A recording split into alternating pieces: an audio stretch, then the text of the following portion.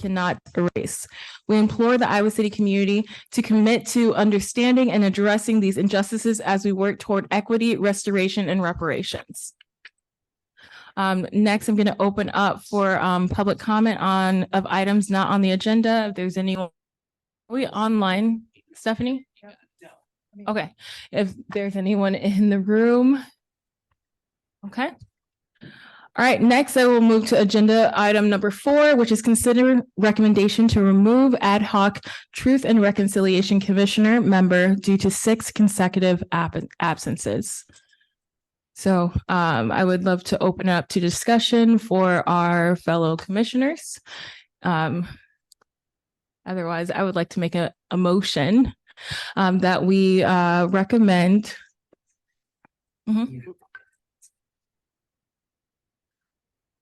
Okay, not that one.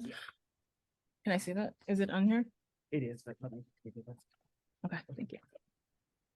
I would like to recommend that our commission recommend removal from our ad hoc Truth and Reconciliation Commission of Eric Harris under Section E in our bylaws that states 3 consecutive unexplained absences of a member from regular meetings can result in a recommendation to the city council from the commission to discharge said member and appoint a new member. So, okay, if there's no discussion, I would like to move for a vote. Any discussion? Okay, it's been seconded. Commissioner Dillard, Yes. Gathua, Yes. Commissioner Krebs, Yes. Commissioner Merritt, Yes. and Commissioner Tassinari. Yes. Thank you, Stephanie. We will now move into the bulk of our agenda, starting with number 5, agenda item number 5, the welcome and grounding from our Native partners. And I'll let Eduardo and our facilitators take it away from here. Okay. Greetings, everybody. Last time I smudged this and offered up the prayer and kind of put tobacco down today. So since Monopoly missed last time, I'm gonna give him the blessing to open us up here, however he wants to do it. And so you have your kind intention. Oh.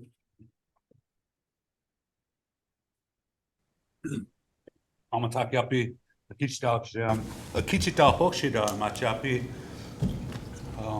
Winnebago na Sioux City, South Sioux City, Nebraska. Imata, huh? I grew up there in Sioux City and Winnebago. And what I said to you is my Indian name is Soldier Boy. And I'm a Dakota, Damakota.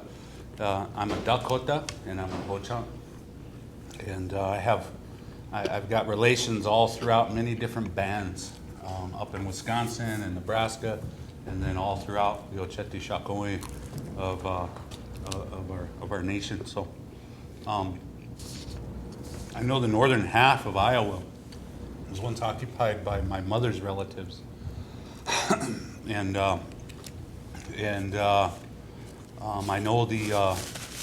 know the treaties that were made to allow people into those territories to reside there, and I'm familiar with the rules that were set to allow immigrants to come into that place, and you know, sometimes people think that we get free health care and free government housing, but it's important to know that all those things were paid for by our ancestors, you know, with their lives and their suffering. So so I want to thank Iowa City for the hospitality and this opportunity to come here and to offer this this invocation or this this moment of grounding for this meeting. I want to express my gratitude. It's an honor to lead us, but also I offered my input. Chastity, I talked with V and Annie, and whenever Indians open a session, then it would be good if we also closed it with that too. So on their part, they're gonna split that. They're gonna share that with us, the closing part. But But I really I'm really grateful for the traveling grace, for everybody that's coming from a distance and even from just your homes around the corner, you know. But I've been sitting here this whole trip, me and this guy talked my ear off 4.5 hours. And couldn't even get a word in the whole time. But I was thinking about, we listened to different songs, different things on the way here. One of our incredible speakers, John Trudell, one of our relatives from Santee, we listened to some beautiful spoken word and songs from him from one of his albums, and we got into town here, and we were just kind of thinking about this agenda earlier, and I think it would be good. I think it would be good that to offer up a song. I'm a Dakota, and so a Dakota, we always start things off with a song, and we close it out with a song. And so we don't want to leave nothing undone, you know. And so I never say, like 2 hours ago, I never say, I'm going to sing this song, you know. We show up here and then feel the energy, and then we decide, or at least that's what I do. I decide when I get here what I'm going to sing or and such. So I just want to offer up this song, and quite simply, all is it in this song, all it's doing is it's acknowledging acknowledging the great mystery, is the one that we turn to. This great mystery doesn't have you know, like if you ask somebody to draw me God, you know, they're gonna draw a white guy with a beard, you know. And I can't fathom that. I can't fathom what that mystery looks like in human form. And I think a lot of our struggles begin, I think sexism and racism begin with the drawing of something like that, creating an image of a great mystery in a human form. And we can go into that discussion some other time. But whoever you pray to, however you pray, and whatever you believe in, think about that, because that's what this song talks about. Is whatever that is, we're going to turn to that. We're going to turn to it and depend on that. So bear with me for a second, and when I'm done with this song, I'll turn it back over, and we'll move forward. So I'm going to ask everybody to rise, stand up.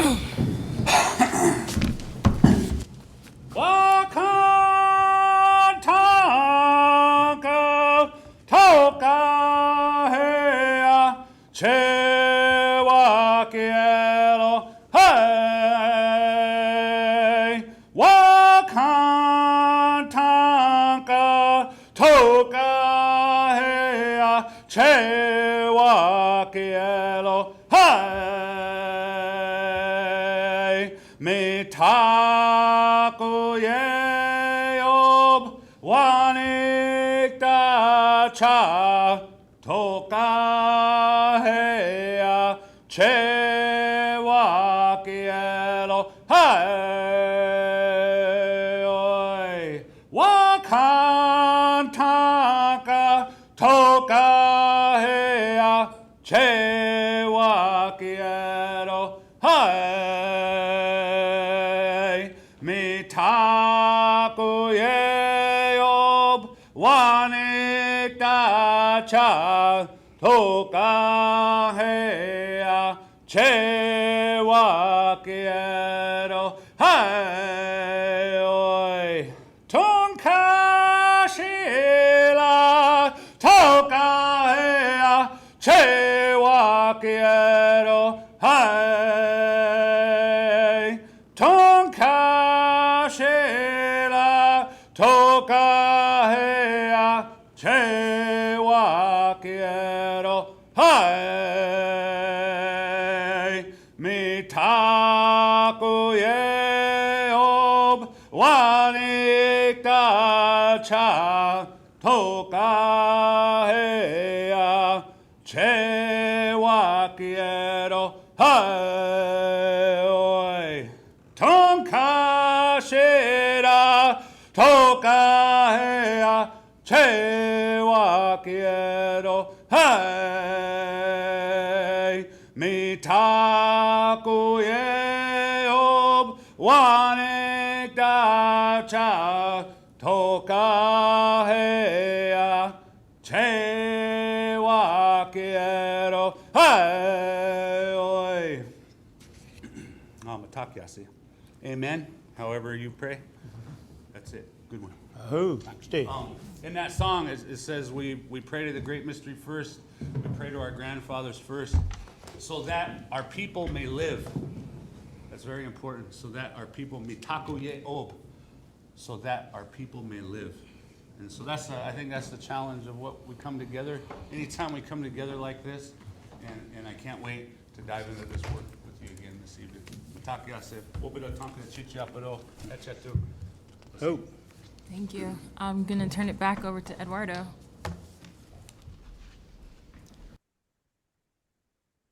Thank you so much. Thank you, Manapi. We finally meet in person. So it's the first time after, I don't know how many months speaking through Zoom. Yeah. So it's great to see you, my friend. Likewise. All right. Well, anyway, here we are again. And this is a testament of resilience and commitment to the work that the city has given the Truth Commission. So the way we have organized the work for these 2 days is the following. First of all, we are going to do a general presentation on the question of what the Truth Commission is supposed to do, just kind of a reminder of the relationship between the work of the Truth Commission and public activities of the Truth Commission. Why is it that the Commission works in public? And since it's going to work in public, there is going to be a need for an attention to trauma. So the first thing that we're going to do is to have my colleague Melinda Salazar making a presentation that is going to be interactive, open for your interventions on trauma and a trauma perspective. That's the first thing. That's before the break. After the break, the second presentation today is going to be mostly mine. And we are going to discuss specifically about the types of public activities that the Commission is authorized to do, according to the city resolution. We're going to look into the different possibilities of activities that are there, and we're going to focus on one in particular, which is public hearings to hear testimony. I'm going to present some examples. I think we did that the last time I was here, but you know that was kind of rushed. So I'm going to be able to dive a little bit more in the contents. Tomorrow, we continue with that discussion. That is, we're going to examine the public hearings, and we're going to decide whether this is a model that is useful for you, that is something that you envision as something doable by the TRC here, and if so, in what conditions, how? What are the actual mechanisms, the protocols that would be needed to have a public activity in which the Truth Commission receives testimony in a public way? And we're going to look then into the details, how to actually do that. That's the first session tomorrow. The last session tomorrow is an exercise that is going to be led by Dave Ragland, who, you know, again, that's going to be remote. But Dave has designed an exercise that is called Envision. And the idea is to have all of you participating in an exercise to envision how you want your work to be and what is the contribution that you think that the Commission is going to do to the city. So those are the 4 components. First, then, going again on the topics. First, then, discussion on trauma and trauma healing by Melinda. After the pause, my own presentation on public activities by the Truth Commission, specifically hearings of testimony. Tomorrow, the first presentation is by me again, how to actually do those public hearings. And we close with a presentation by Dave, exercise with all of you called Envisioning. So that is how it goes. I'm going to ask Lois Grace to help me keep the time in order so that I don't just go. I have a well-known tendency of digressing and just, talking about interesting things, but then I don't stop and I will need someone to be keeping the watch for me. So, Lois Grace, if you can help me with that, that would be very, very grateful. And so, yes, that's it in terms of the presentation of what we're going to do. If that's okay, then let me go to Melinda to have the discussion about trauma center, trauma sensitive approaches. Melinda, we are connected. Can you hear us? I can hear you. Can you hear me okay? We do. And do you see on your screen, do you see this slide that I have, that I'm sharing my screen? We What are do you too. seeing? We see the first page, the welcome page. Okay, wonderful. Okay, and it's filling the screen and all that good stuff? Yes, it fills the screen. And in fact, I'm going to cut the video of the group so everyone can see just the screen and just your presentation. Okay, great. Thank you. All right, let's see how this goes. This is last minute technology here on my end. Greetings to all of you. It's wonderful to see you. You look really, really tiny to me right now, but I am remembering our time together and I have warm feelings and I'm very honored to be here.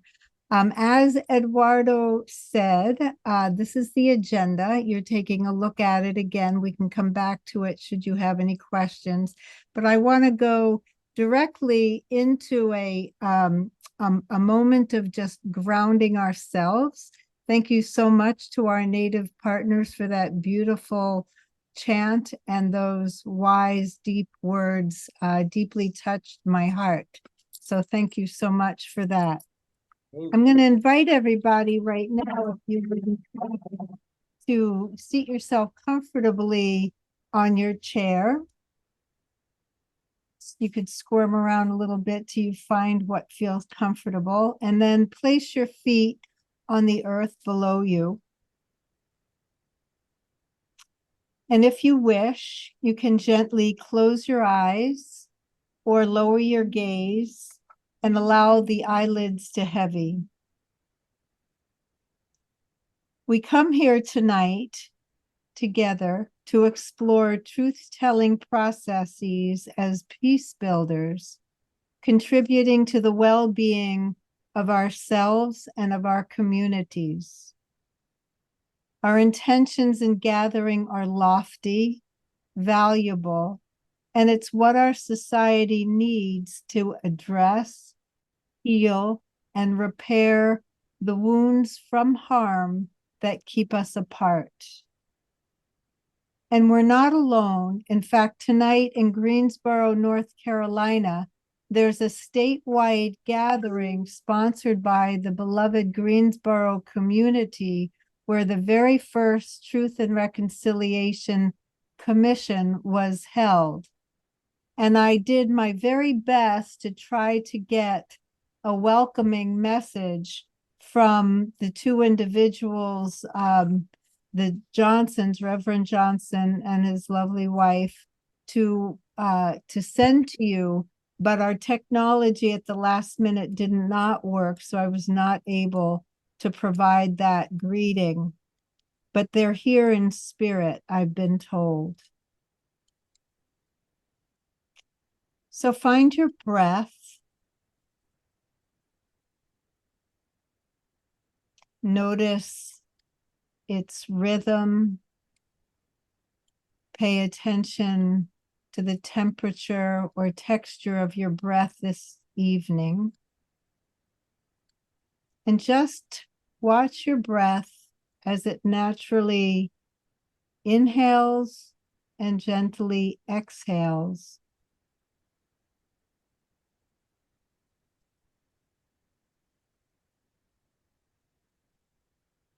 Take a smooth inhale in, Allow your shoulders to drop, the crown of your head to lengthen up towards the sky. Perceive the connection that your feet are making to the ground, to the earth below you. And as you continue to gently breathe and watch the breath as it comes in and out, can you set for yourself an intention for what you hope to glean in tonight's training?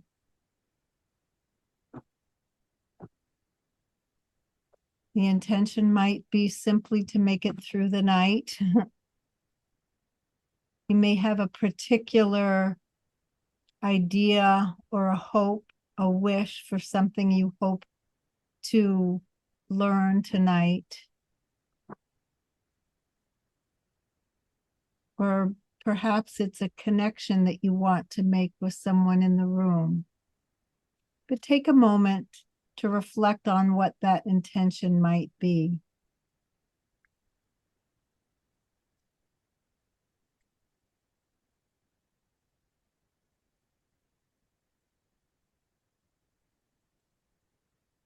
And take another visit to observe the breath. And when you're ready, and in your own time, you can gently blink the eyes open or raise your gaze. And we believe that there is paper and markers and pens in front of you. And if you wouldn't mind, could you please use those resources, those materials, and just either draw a picture or write down some words about what your intention is for this evening. And I'm going to have to rely on Eduardo or Lois Grace to tell me what's happening in the room. I'm just going to give you a couple of moments.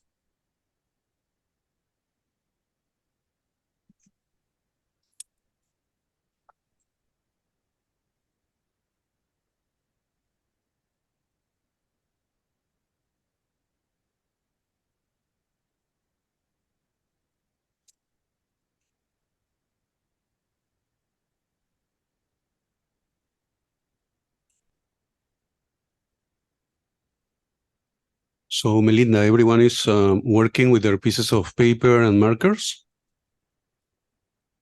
I have a quick question. Dave needs to get back on. Do I need I to? just Okay. admitted. Perfect. Okay.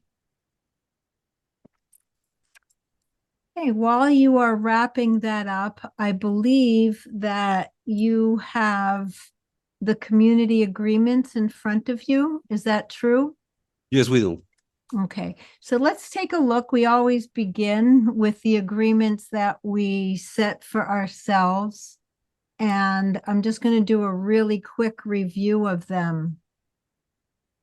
So we keep these agreements, we make these agreements with each other so that we have some support as we navigate meaningful and difficult conversations and that are grounded in co-creating spaces for racial justice and healing together. The first one is listening fully, listening from our hearts, and allowing a space for silence. Speaking, we respect one another's one person speaking, at a time without verbal or nonverbal interruption, meaning that we're aware of our body language. If we disagree with a point of view or a perspective, and we speak from our own experience. We acknowledge that we are a learning community. We are not experts. We just have a lot of experience, and we're all growing together, meaning that we take risks and are courageous, honest, and open to our own stories with faith that we might make mistakes. If we find in our dialogues that we tend to speak a lot, we step back. If we have been quiet for some time, we might need to challenge ourselves and step up. We use inclusive language that is non-gendered, and we respect and use each other's chosen pronouns. In doing so, we're investigating decoloniality, language, and literacy, and interrogate our own positionality in regards to the words and concepts that we use, and to be aware of what impact that makes on BIPOC communities. Trust and care. Our intention is to build trusting relationships, and we know that we move at the speed of trust. And of course, confidentiality, honoring what others say with confidentiality and integrity, sharing what is said in this room stays in this room. And I know there were 2 additional agreements that this group came up with when we met earlier. One is that if an idea, a thought, a discussion comes up and that we don't have enough time in the evening, that we'll put it in the prairie. And could somebody else remind me of what the second additional agreement was? Lois Grace, do you have that in front of you? Do you remember that? I think it was that you can pause if there's harm. Oh, good. Thank you so much. Okay, thanks. And then we'll just take a moment to acknowledge that these are agreements that we aim to abide by, and that nobody is intentionally creating harm for another in the group. And if you wouldn't mind, if you could just give an acknowledgement, raise a hand, thumbs up, that you will do your best to follow these agreements. All right. So, thanks for that. I am Melinda Salazar. I'm with Think Peace and the Truth Telling Project, and I will be presenting our opening session on trauma-informed truth telling. The objective of this presentation tonight is to understand the impact and embodiment of trauma on us as individuals and in our communities, based on the developing fields of neuroscience research and returning practitioners who have been engaged in, oops, yikes, whoa, what just happened? Hold on, sorry about that. Okay. Who have been engaged in transitional justice peace work in international high conflict hotspots in the world, as well as what we've been learning from trauma-informed approaches that are currently being applied by public and behavioral health practitioners.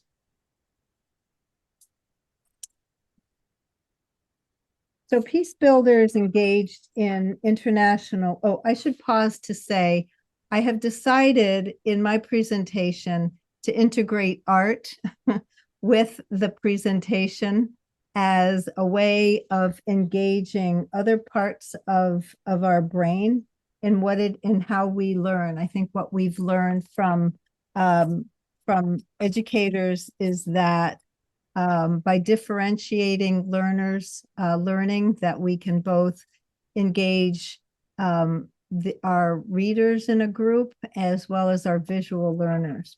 So that's why I've included some artwork here. So Builders engaged in international truth and reconciliation commissions and decision makers in the US know that the internal dynamics, I'm sure you can, the time and budgetary issues, community, municipality, politics, comprise multiple of technical issues that need to be decided. And oftentimes that takes up so much of the energy and our work. But tonight we want to emphasize how quality care and attention must be given to the human dimension, the neurobiology of how our brain and our nervous system function in concert with one another to impact our behavior.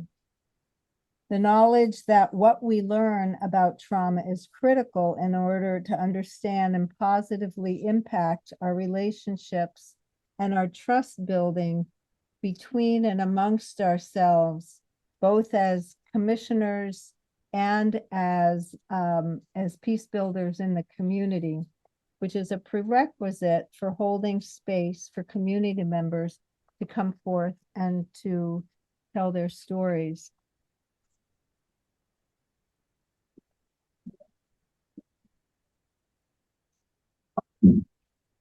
Want to, I'm sorry.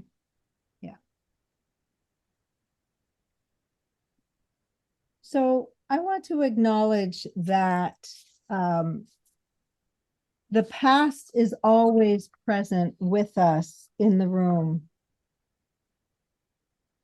Whether it is conscious or unconscious, but trauma is historical, it's generational, it's environmental, and it's genetic. A piece of it that I will come back, or its influences are genetics, a piece I'll come back to later in the presentation. So try as we might to disassociate ourselves as professionals as possible, all of us, trainers, facilitators, commissioners, city council members, community members, anybody who's placing race and racial justice at the center of our work, are impacted by trauma. And the extent to which we understand how that trauma functions consciously or unconsciously, it lives below the surface and affects our relationship and our problem-solving abilities. And those of us with lived experiences in this nation, regardless of our backgrounds, who are all racialized at the individual and collective level, we are all wounded by the pernicious disease of racism. This disease is actually the shadow side, not only of the US, but it's cast throughout the globe. And as you move forward in your deliberations as commissioners to understand this trauma phenomenon, the greater will be your leverage to contribute collectively to healing in Iowa City. So let's take a look at some of the terms. Stress is essentially described as any internal or external condition that makes the body respond to it. Getting to work on time, preparing for an exam, or even presenting this intense topic tonight on Zoom with technology might be stressful, but it might not be traumatic, I hope. Stressors that are perceived as actual or real, that threaten our survival, can contribute to trauma, and when repeated over time are chronic. I'm not going to get technical tonight and to show diagrams of the brain, but the neurobiology of the brain as it relates to perceived or real dangers, as you know, the fight or flight or the fear circuitry. These experiences heighten the amygdala structure of the midbrain in response to perceived or real danger to our survival. This hyperactivity in our brain floods messages throughout our central nervous system, through the adrenal and pituitary gland to protect ourselves, and we either respond to that perceived or real danger by fighting, by fleeing, or by freezing. Is this sounding familiar to anybody in the room? And remember when I said that the dangers to our survival may be perceived or real. The brain does not discriminate the difference between a perceived danger or a real danger. It's simply the brain's job to keep us alive. That's its imperative, and it's for our survival. So when these stressors present a perceived or real threat to our existence, we react to triggers. And these triggers are conditions that make the body become physically and or emotionally reactive to something that relates to the experience, to what we've experienced before. Direct triggers that contribute to trauma can be environmental, like natural disasters. I have plenty of friends. I live half the year in Puerto Rico, and the island is still talking about the trauma that they've been in from their hurricanes. The direct triggers can be accidents, deaths, war, physical, psychological, emotional, or sexual abuse. And the indirect triggers come from hearing and witnessing stories of violence and mistreatment. It's impossible to turn on the media, any media, without being indirectly triggered by the experiences that are happening both in the Middle East and in Ukraine. Workplace harassment, like microaggressions, bullying, and other forms of injustice, are also indirect triggers. And when we've experienced these over time, our reaction to them may intensify over time. So stress is a normal part of life. We are hardwired to adjust and to react to the stressors. This list here illustrates stress on a continuum of everyday stress and how we understand those stresses contribute to post-traumatic stress and the constellation of reactions associated with it. So I want to mention again that not all stress is bad. Eustress refers to the kind of stress that's actually beneficial for us and can help improve our performance, like studying for an exam, or even reacting to social injustice might cause us to take action. That's a good kind of stress. It's when these stresses are triggered and re-triggered, and when the trauma does not resolve, our system becomes dysregulated, we become overwhelmed, hyper alert, hypersensitive to perceived or actual threats. The turning point here, what the leverage point is when our system becomes overwhelmed by stress, that the stress is beyond our ability to cope. So let's take a look at what are some of the manifestations, how our body holds trauma.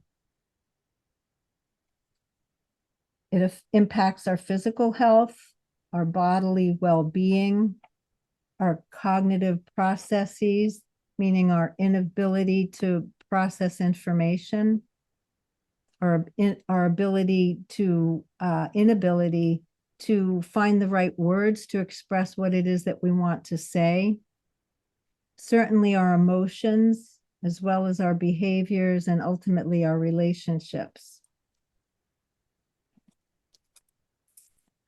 When we are in a heightened state of stress, which contributes to trauma, we'll notice that there's heart rate variability.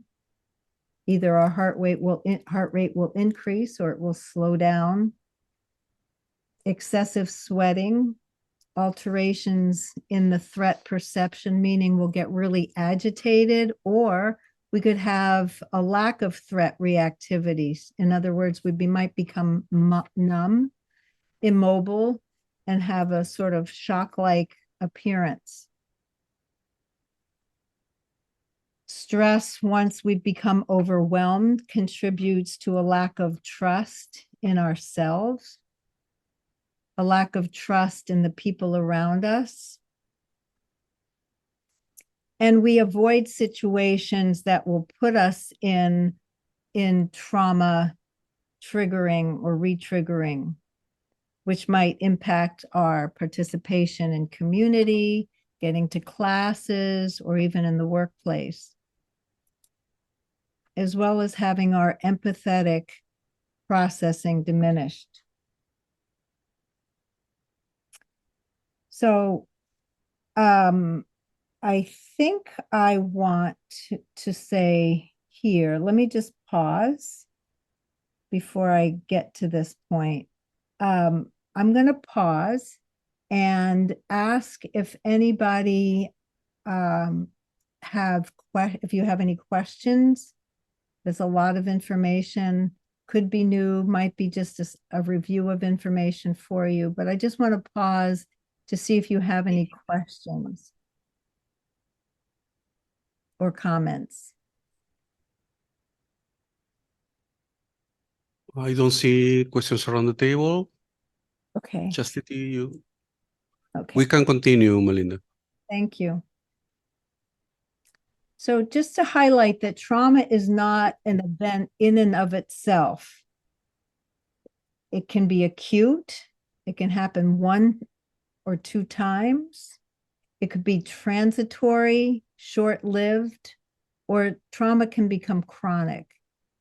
And most importantly, that our responses to trauma are very individual based on our genetic history, our dispositional makeup.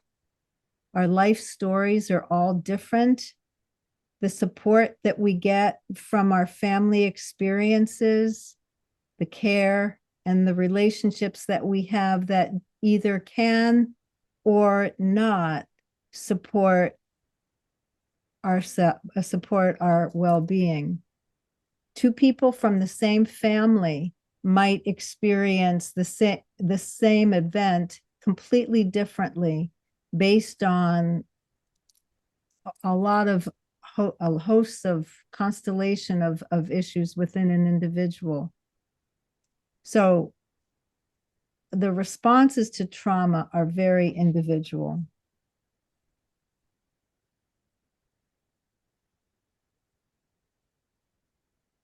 I want to introduce this term, it's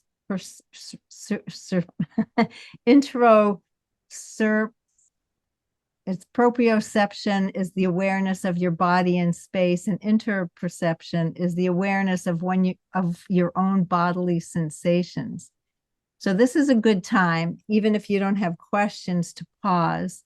And on the paper in front of you, taking some markers or pens, if you could just respond to how you're feeling right now in this moment.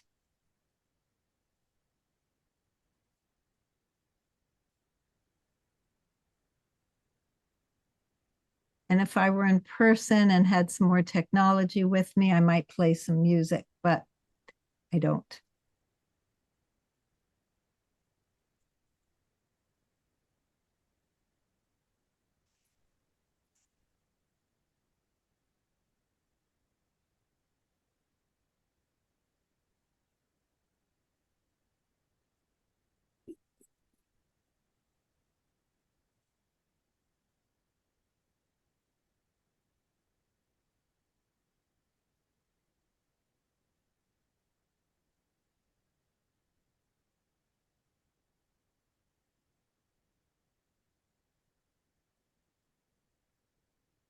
Feel free to use pictures,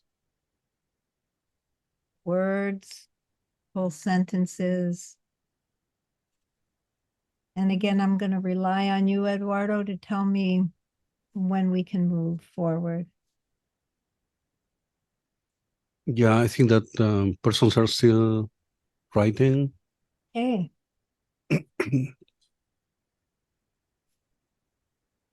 But you could move forward, Melinda. thank you. Couple of more slides. I want to talk about here. And that is what we have learned from the field of neurobiology and genetics to introduce the concept of epigenetics, which suggests that heritable changes do not have to involve any alteration to the DNA sequence. In other words, we can pass on trauma from one generation to the next without that previous or the next generation having been exposed to the trauma itself. It's complicated. I'm not going to take the time tonight for this presentation to go into the biology of the mechanics of what happens within the DNA and RNA. But it's a mechanism within the germline that has been able to validate what science has proven can happen within animals. And I think that we can certainly, certain groups of people can certainly, well, I would argue that epigenetics, that memory of traumatic memory, regardless of what positionality we come from, does carry through it a trauma, a felt sense of trauma from the violence in the past of this country. So I'd like to just invite you to a show of hands. How many of you are familiar with this concept of epigenetics? Sorry again. Is this a term that is familiar to you? Have you discussed it in your communities? Yeah, Melinda, I think there were a lot of hands that went up. That's great. Okay.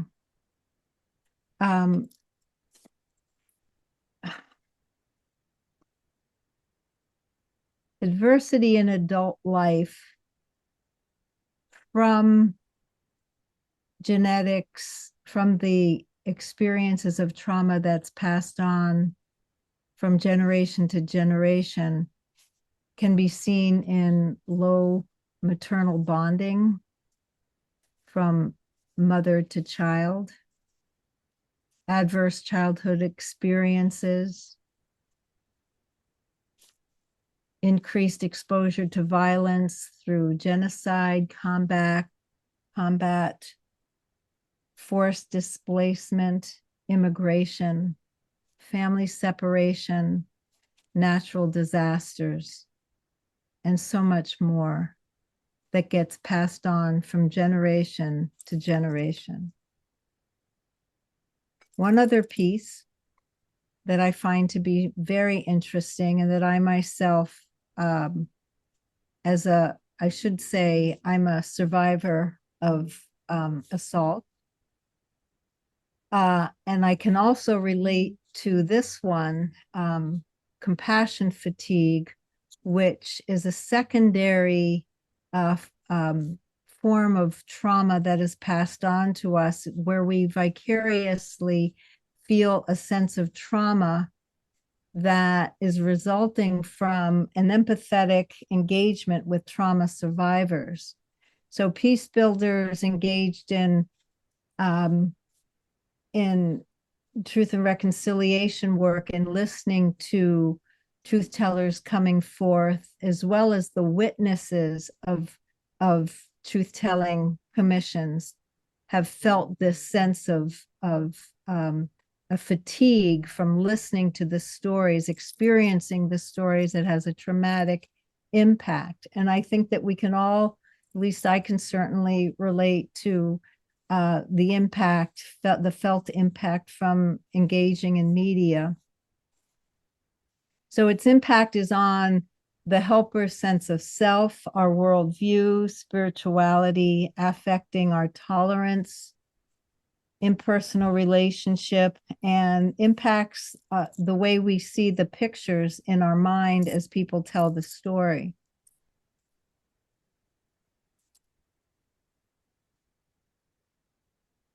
But there is hope, and that hope is healing. And I borrow this from work that has been done in Finland, where using this notion of 4 R's to realize the widespread impact of trauma and to understand how we recover from it, coming together, having presentations, talking about trauma as you are tonight, recognizing the signs and symptoms of trauma, being able to look into our own bodies and to be aware of what we are feeling. One of the reasons why we start our sessions with an opening, with the eyes closed, to close out stimulus, environmental stimulus from around us, and to give us a moment to check in with ourselves, our body, our breathing, our feelings. And then to respond by taking all this information and science about trauma and to put it into the policies and practices. And then finally, to resist re-traumatization. What is it that we need to do to avoid getting re-traumatized? Where do we need to say no? What places do we need to avoid participating in? And then drawing from the psychoeducational and social work intervention models, looking at our diet, looking at what supplementation, that word is spelled wrong, I believe, looking at what we might be able to take in our diet that might help regulate ourselves, what kinds of appropriate psychotherapy, cognitive therapy has been very successful in dealing with PTSD, chronic stress. What might be some pharmaceuticals? I have concerns about that. And that's a matter of opinion based on experience. But certainly enriching our environments, having good people around us, increasing our social bonding experiences. Organizations globally like the World Health Organization, UNICEF, and the UNHCR certainly have been able to apply these models to create conditions that lead to healing. And telling our stories, the work that you are doing, that you have all volunteered to serve your community as peace builders, as human rights activists, to take this information and to create social change in your community. Those are the interventions. And I thank you. Thank you, Melinda. You're welcome. Why don't we, Lois Grace, how are we doing time-wise to know whether we have time for questions, reactions? I feel that there was a lot of information and topics, concepts that were perhaps new. We can take a second or two to discuss.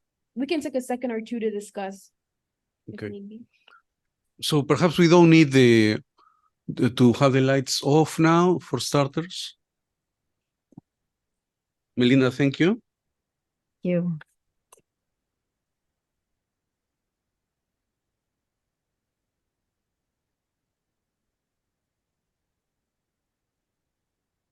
Okay. So at this point, I would like to see whether there are some interventions, questions, reactions. I have something to say, but I wanted to see whether someone in the group. Please. Yeah, I can't, I think it was like something on my phone that came up. I don't know if it was like yesterday, but it definitely was this week, but talking about how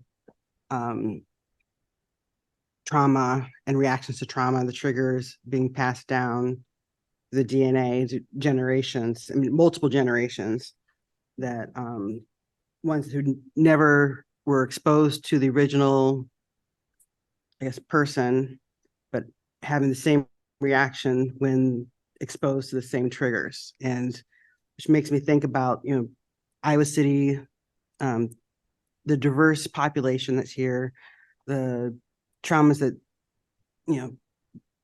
their ancestors experience and currently are experiencing and having to deal with that. And then thinking about what trauma that's happening now and how that's going to be affecting future generations and what we can do to try to help alleviate that and stop that and, stop that re-traumatization. So it's fresh.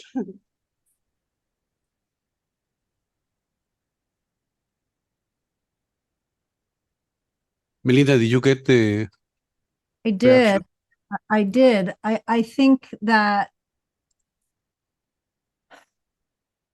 that's huge. And my thinking goes back in time. Even I go back to the years of COVID and isolation. I go back to forced child separation at the border. I go back to so many natural causes, environmental events, and certainly what we're witnessing today. And then rolling that back, going back to the origin of this nation, whose lived experiences were here before settlers, and the transatlantic chattel slavery. And it's just really big. And the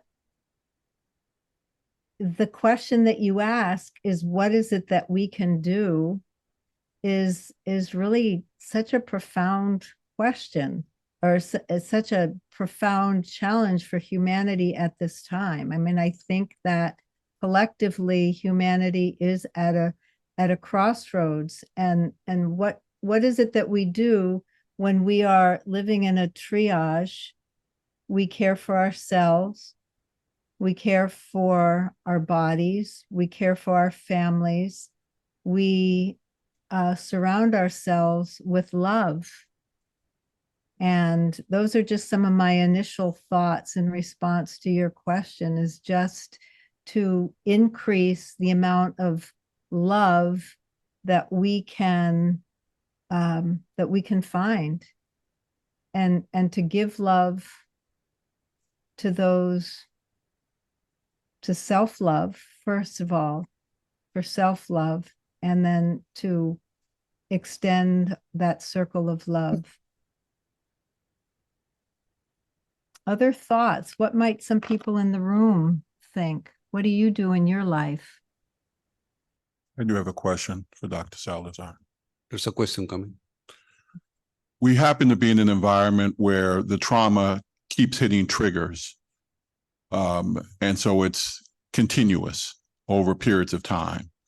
And not only just continuous from a generation perspective, but it's continuous. So trying to find the love within certain environments. And just for example, we'll talk about, let's say this, the police as an example.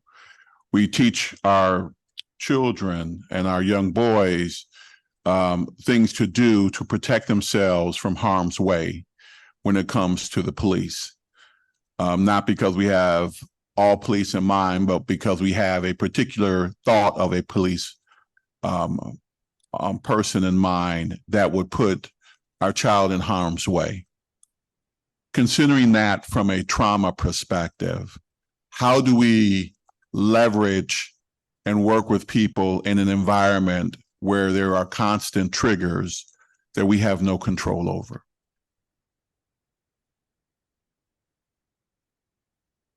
Yeah. That's another really, that's another profound question. That's what brings us to this room tonight, isn't it? I think what it is that you are doing is the first step. That you're responding to a community need, and you are acting as peace builders to respond to that. Now, that doesn't answer the question of what you do as you pack up your child's lunch and send them out the door to go to school each morning. I think it's community intervention. I mean, what Dr. is- Salazar, I would say this, that, and I do apologize for interrupting. Not at all. I will just say this, is that I'd ask you just to help us think through that. I don't expect you to have the answers now or for the answers to be easy, but I would ask you to help us think through the concept of working with that population of people within our community that struggle. We had recently an issue that happened a couple of weeks ago that was an example of triggers that people were hitting that made folks feel uncomfortable.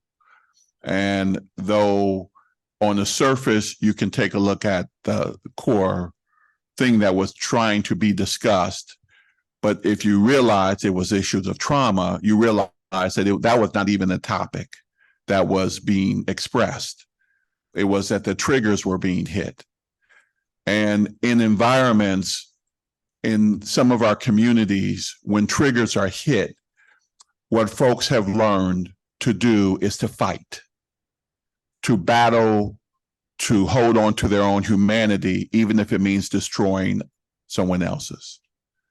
So I would just simply ask you, just as you think through, or as you gather more information, or as you hear us, that any thoughts or counsel that you would have in the future would be very much warranted and appreciated.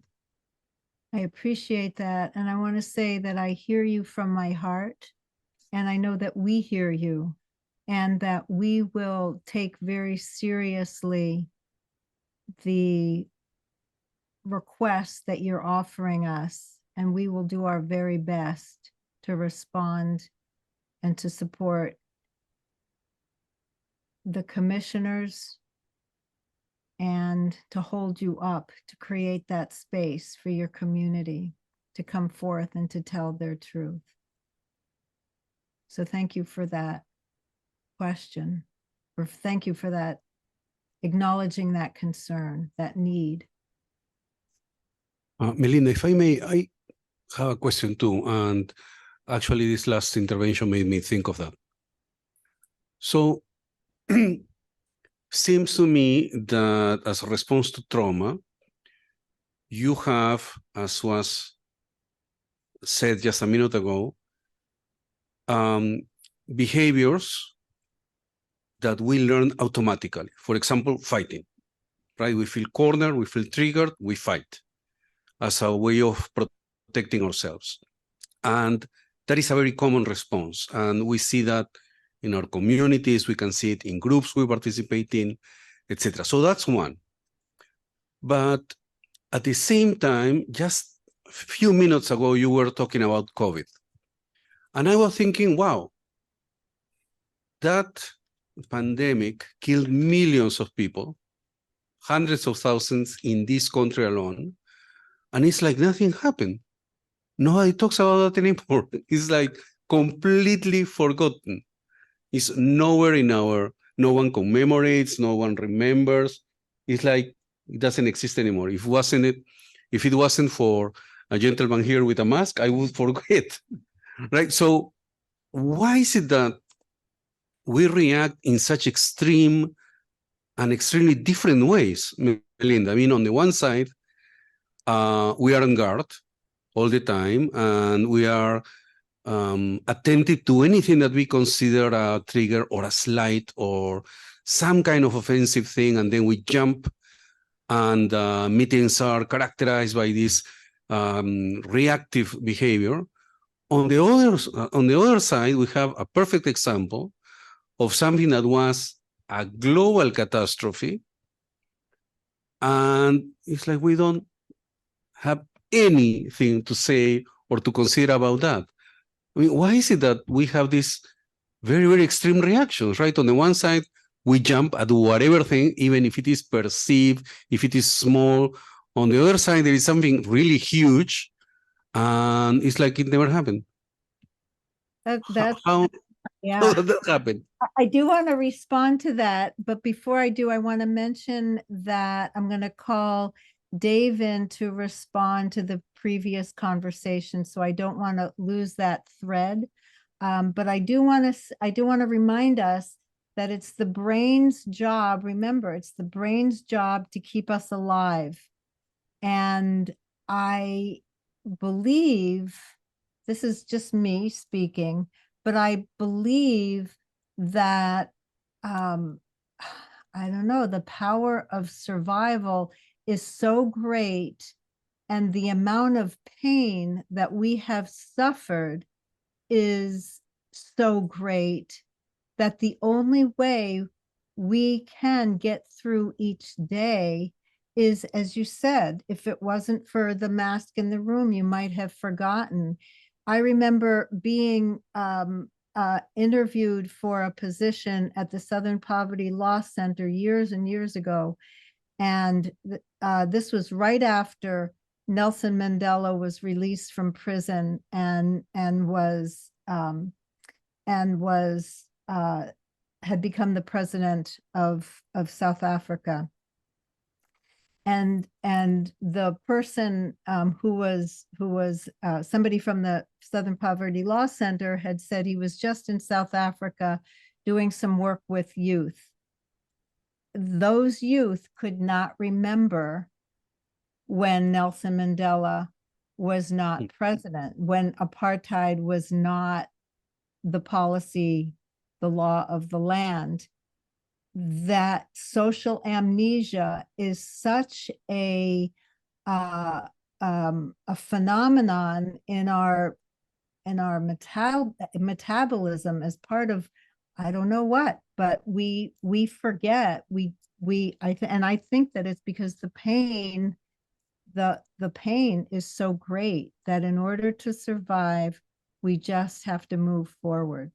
That's my opinion. But it's a good research subject, and I want to call on Dave, please. Hi. Yeah. Hey. Go ahead. I don't know if you can hear me. Yes, we can hear you. It's so great to be speaking with you all, and just want to say hello. And also just share a little bit about, ongoing trauma. And just want to name is something that so many communities deal with. When I was in graduate school, I did some of my research in Brazil, particularly in favelas, which have high losses of life. Daily, kids are getting shot in the drug trade and by police. And there was a project where some of the kids in one of the favelas came together and created what essentially translated to a mural of pain. And mothers have also done this, where they have put images of their child that was lost so they can remember. And this mural visited multiple favelas throughout Brazil, and different communities had the chance to add on to it. So what this suggesting to a large extent that this kind of presentation is a kind of truth telling that allows people to share what happened to them, which can be a form and address some of the healing that's needed for ongoing trauma, like the feeling that people aren't forgotten. And we used a similar project in Ferguson where we did pop-up art spaces so kids could write about the trauma of police violence or the violence that they were seeing and experiencing, or brutality that they experienced, or experiences in protest. And the pop-up space was in multiple places in the community, and then they got to see it together in one place as an exhibition that's traveled around the country to other communities that experience this. And I think the sharing of trauma in ways that don't require the certain risk that people definitely put forward when coming in front of a group of sometimes many strangers to tell a deeply traumatizing story. So being able to write it down, having alternative ways to share what people experience is one of the ways to deal with ongoing trauma. And then I think there are lots of experiments of communities working together with police. And some of those yield results, some of those don't. But the ones that yield results are where people can come together and interface as humans without the lines of authority that often separate people. So, for instance, police will come into some healing circles without, wearing uniforms. And then, I think also just practices that put people in places where they can have the conversations, take a break from the conversations, have alternate ways of dealing and expressing what's happening. And this was, while we didn't name it always as trauma, this has been a lot of what we've done at Truth Telling Project, is try to address and deal with the trauma that comes from people telling stories and just the trauma. And I think one of the biggest sort of reducers of trauma is community. When there can be dinners together, when people can find ways to connect with each other, when people feel like there are groups that are going to hold them.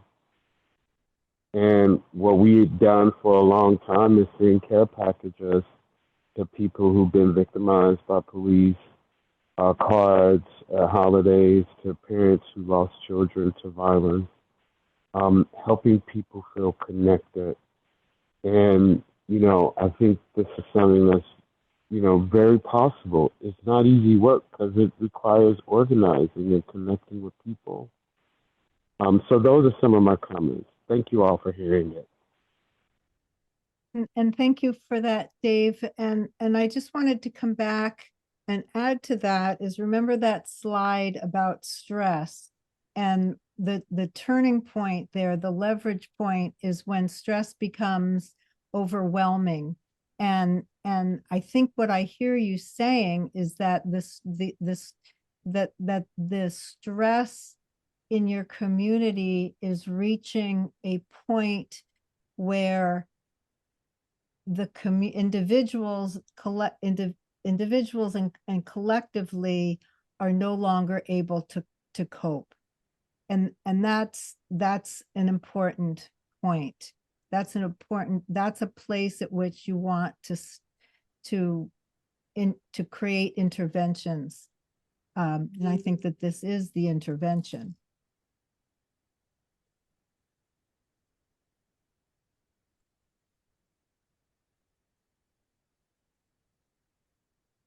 I'd like to share an experience out at Oakdale Prison. And I'm just thinking of some of the components that were added in. This was people doing AVP, Alternatives to Violence Project. And so there were inside and outside facilitators who had worked together for some of us for years. And we found a curriculum from Rwanda, Burundi, that was developed using the AVP model, people sitting in a circle and talking and having experiences together. And it was based on trauma healing. So now I'm going to say the pieces that were present for doing that. Number one, in this particular, and so it'll just be a few sentences. I'm not going to go on and on. In this case, the people who were involved, who chose to be in that particular workshop, were people who had been involved in this kind of work before. So they weren't newbies. That won't happen necessarily when you have people coming together to tell their truths in our community. But some of the pieces that were important were, number one, our time together included telling people what trauma was, to expect it to show up, what the symptoms would be, how you could recognize that it was happening for you, how you could recognize by what you might observe or hear that it was happening for someone else. So number one, everyone knew about it, expected that it might show up, it might show up, and the things that would tip us off that what was happening. The other thing was that we had a team of people who were there to support those people. So say if someone was getting triggered, there was a way they could say to folks, I'm getting triggered. I'm going back into that right now. And someone would go with them and go out and walk in the yard with them, give them some space, a way to walk and talk. And I'm going to use my words for it and get to a different place with it so that that trauma wasn't the only thing happening for them. They were moving, they were talking, and it began moving from or through them. But so the things I've just said are, and I'm rethinking this as I'm listening to people talk about trauma. People in the room knew that would happen, knew about trauma, knew how to recognize it. People could recognize it in themselves. And there was a team of people who would be with people in a known way. We'll be with you and we'll take you out and walk you in the yard so that you are in a different space. So a plan. And then people, when they were ready, could come back in, and that was up to them. So I don't know if any of that's useful, but that was really the global method for working with folks who knew that trauma would be showing up. Thank you, Annie. So perhaps we need to be wrapping up this part, but if I may, Melinda, let me try to synthesize something that I think is important for us. So, as you mentioned, trauma is different for every person. But what I think it looks like something common is that we need to function. So we all have some kind of coping strategy when we deal with the with the results of trauma or with different levels of stress. But we need to function, so we cope. And one very important way of coping is silence. It's not addressing the issues. It's just keeping them under the rug, so to speak. And societies work that way too, right? We do have certain significant trauma because we are collectives. These are historical trauma. And since we need to work, since we need to cope, since we need to just keep going, we tend not to talk about it until we really realize that not talking about it is worse, right? So that is why I'm thinking, probably we don't talk much about the pandemic, and we are probably not going to be talking a lot about the pandemic because honestly, we don't see how not talking about us hurts us. But there are other historical traumas that we just realize we cannot not talk about. And Melinda, you mentioned the historical traumas of the foundation and construction of this country. right? We simply cannot not talk about it. And what is interesting is that this city has decided that it has to talk about it. It has to talk about something very, very traumatic. Now, obviously, when that happens, and I'm thinking here about some other coping mechanisms, is we react trying to keep the silence because that was a way of functioning. So I think the resistances to talk about something that is hurtful are very explainable, are very reasonable. And because we don't address that huge trauma that we have there, we probably spend our energy in smaller traumas. You know, we spend our energy in the slides, in the confrontations, in a myriad of little things that don't deal with the big one. And that big one that is at the heart of the mandate of this institution is racial injustice, which is massive. It's way bigger than what we can measure in each of our personal interactions or personal relationships. It goes beyond all that, encompasses all of them, and it goes beyond those, right? So, again, I'm very thankful that Chad didn't say we need to have a response or a solution right now, because honestly we don't.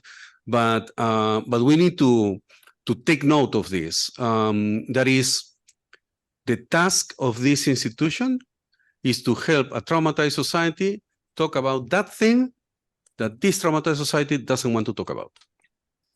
That's exactly the point. So it is therapeutic, right? It is what happens when, I don't know, a mental health counselor is listening and realizes that the person doesn't want to talk about things. So it will require patience, a lot of creativity, and a lot of confidence. So thank you, Melinda, for this introduction. Thank you, Dave, also for talking about these forms of channeling in a constructive way, our reactions to trauma, and to make sure that in our day-to-day work of healing, we are attentive to this dimension that is always there. So thank you so much. And thank you for the group. I think, Lois Grace, correct me if I am wrong, but I think that we can go into the break right now. Yeah. Thank you so much. Thank you, everyone. How long is the break? 10 minutes. Okay. No, only. Especially. Okay, friends, so thank you. The break is over. We're going to start with the second part, which is a discussion about public activities of the Truth Commission and specifically public hearings. But before I do that, I wanted to let you know of something that came to my attention just a couple hours ago. And is that our very dear and admired friend Annie, here present, is celebrating her birthday. Whoa, this is so unfair. And I am told that she's the kind of person who likes her birthdays. So I think we need to sing happy birthday. I do like my birthday, but somebody just outed me about my birthday. And I was really more going to be focused on this. So just saying. I must say someone sing very if you want. close to you outed you. Oh, is that it? Well, anyway, why don't we go on 1, on 2, and 3. Happy birthday to you. Happy birthday to you. Happy birthday, dear Annie. Happy birthday to you.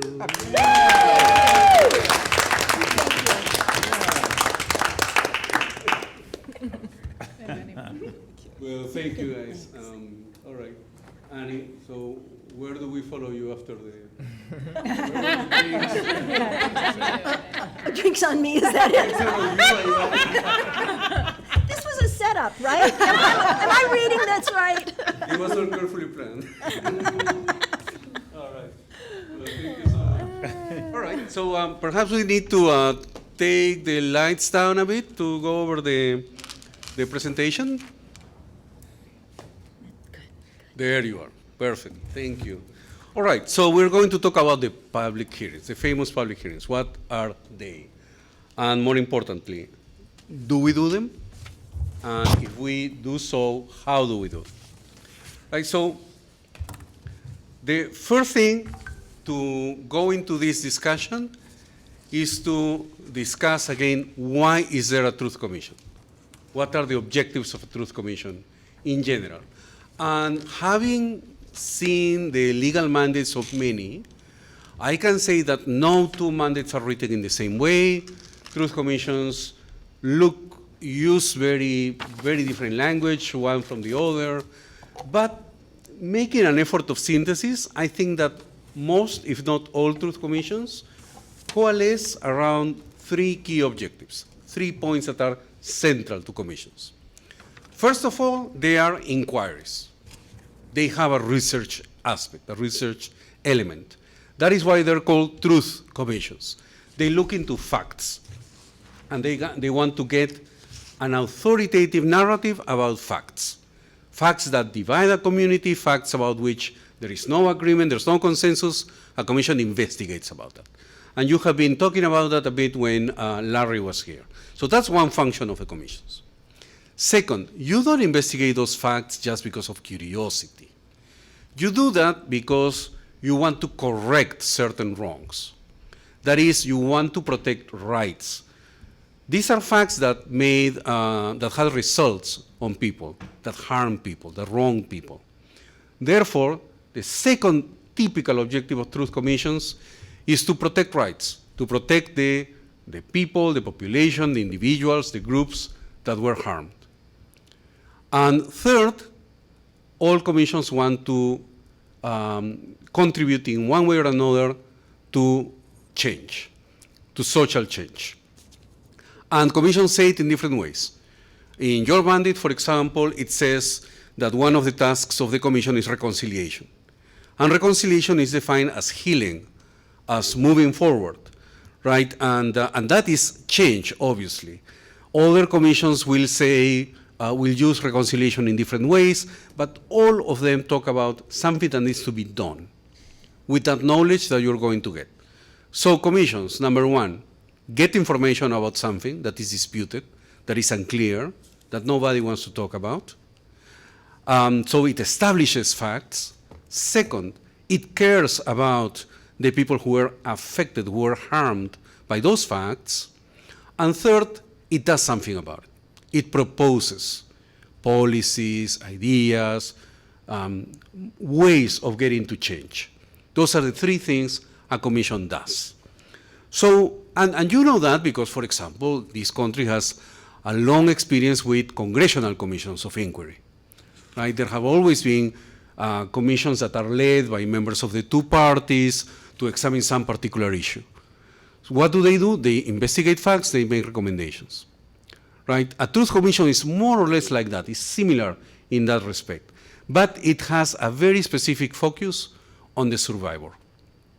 Victims, survivors, people who were harmed.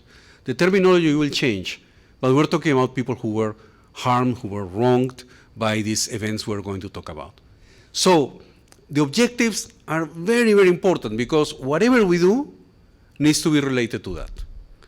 If we decide to do public activities, it's related to that. If we decide that we don't do public activities, it has to be related to that. What we do needs to help find the facts, help the people who were harmed, and contribute to positive transformation. May I ask you a question, though? Go ahead, please, Chad. So much of this has been done. So there are examples where the facts have been found, let's say about housing and redlining. There are things around economics, and we'll talk about Oklahoma City and the Black Wall Street. There have been facts that have been gathered. In our situation, those are fairly well known. Now, we're still going through the process of gathering facts. But there was a trigger that came up because people felt that though this information was out there, that they were not being heard. So I would say then, in our unique situation, though we're going through the process of, again, identifying additional facts, a lot of the truth has been spoken, but we'll still go through the process of identifying the truth. And a lot of the reconciliation hasn't been done. For an example, the government says that we're not going to even do research on reparations, would be an example. What is it that you think that our goal should be in a world where we're given, which is in the Iowa City area, that would allow our community to feel like there's levels of success? This is a great point, and it speaks to one particularity of the US, which is that differently from other countries that had this kind of traumatic events, the country has not established a national process of truth-seeking. Has not. In fact, as you say, it has even refused to deal with it. Right? As you mentioned, for example, there has been for years now, for decades, a resolution that is presented every year to establish a commission to study the question of reparations, right? That has been presented for years. It never makes it to the floor. Even if it gets endorsements, right, it never passes the test of bipartisanship, right? It's always just members of one party who endorse it, and then there's no chance that it will ever make it to the floor. There is a proposal to create something called a Truth, Racial Healing, and Transformation Commission, if I'm not wrong, by Representative Lee from California, Barbara Lee, right? And again, it's the same story. She has like 100 and something endorsements, but all of them come from her party, right? And in that condition, and given how the legislative works, there's no chance that any speaker will take it to the floor. So that's the particularity. What has happened in other countries that went through a war or through a dictatorship or through some kind of historical trauma is that they decided nationally to do it. So there was already some kind of national process going on that talked about these uncomfortable truths. And that, in a way, I would say, helps communities to say, wait, we have already talked about it nationally. So now how do we translate that into our local realities? And here that has not happened. So Canada had a truth commission about the cultural genocide, and they call it that way, of indigenous populations, right? And the kidnapping of children. Canada. Probably 10 or 12 countries in the Latin American region have had truth commissions, also on armed conflict, dictatorships, military interventions, and so on. So that has happened. But you're right, this is a particularity, that in a way, it's very difficult because you are supposed to investigate and tell truth about something in your particular sphere, your local sphere, that the national society is refusing to look into. So it's like, obviously it's not going to be possible to do it in a holistic way because you only have an augmentation glass, let's say, over this particular corner of the country, which is probably not representative of all the country, different from other areas of the country, right? But still, we need to start somewhere. Right now, there are about 40 commissions that look like this one in the US, in different parts of the country. In some cases, it is municipalities, like in your case, that started them. In other cases, it's a local state legislature, right? California has one, Maryland has one, right? In some other cases, other institutions. I was contacted a few weeks ago by students from a school district in Vermont who wanted to create a truth commission on these issues. So it looks like there is a movement. It looks like. Now, the question here is, will commissions like this one, if they reach a critical mass, if at some point you are not talking about 10, 12 commissions, but hundreds of commissions around the country, would commissions like this help mobilize the nation to do a national process of reckoning? That's the question to me. So your question goes to the heart of the political problem here, right? Which is that we are doing this on a very small scale because we cannot do it in a larger scale at this point. But we need to start somewhere, right? And so, yeah, that's the challenge. And I agree with you that all of this, it's not that they are completely unknown facts, right? But the thing is, sometimes you have facts that are known, but people refuse to act as if they know them, right? So they're public, but they say, no, well, yeah, I didn't know that, right? And there's all kinds of rationalizations for that. I don't want to deal with it, I don't want to face it, I have other problems, or it's not convenient to me to look into it, right? So, yes, that's the kind of question that we need to have in mind. I want to add to piggyback to what Commissioner Can you Chad- speak into the mic? Oh, yeah. Sorry. I want to add to answering Commissioner Chad's question and to what Dr. Gonzalez has talked about, where when you started answering Chad's question, you said that the U.S. has refused to talk about what we are talking about, anti-racism, and taking it to another level, even when the conversation is happening internationally. I remember at the World Summit in South Africa in 2002, the USA representatives walked out of the summit when reparation were put on the agenda. And the conversation is happening with the UN, but the US, again, is not there. That's one of the things I wanted to add, not just at the national level, the refusal. It's also at the international level. And probably what Dr. Melinda was talking about, it could be that self-preservation and survival on their end by coping, by refusing to engage. And then the other thing, Commissioner Chad, you're asking, okay, facts have been collected. I'll just remind ourselves on something, Dr. Gonzalez, you brought to us. What's so unique about a truth and reconciliation? The power from the learning that was, thank you, City, again, for the course that I attended from Dr. Gonzalez, Melinda, and our facilitators, that in all those task forces and the TRC, one unique thing is the truth telling, the experiences of those, what we're about to go into, telling their experiences. That's one of the things that's different with all these truth telling. And then the other thing, as Dr. Gonzalez has said, he's given us a number right now of the unique task forces and truth TRCs in the country. And he mentioned Vermont. They've already approached us on what they can learn from us because we are ahead of them.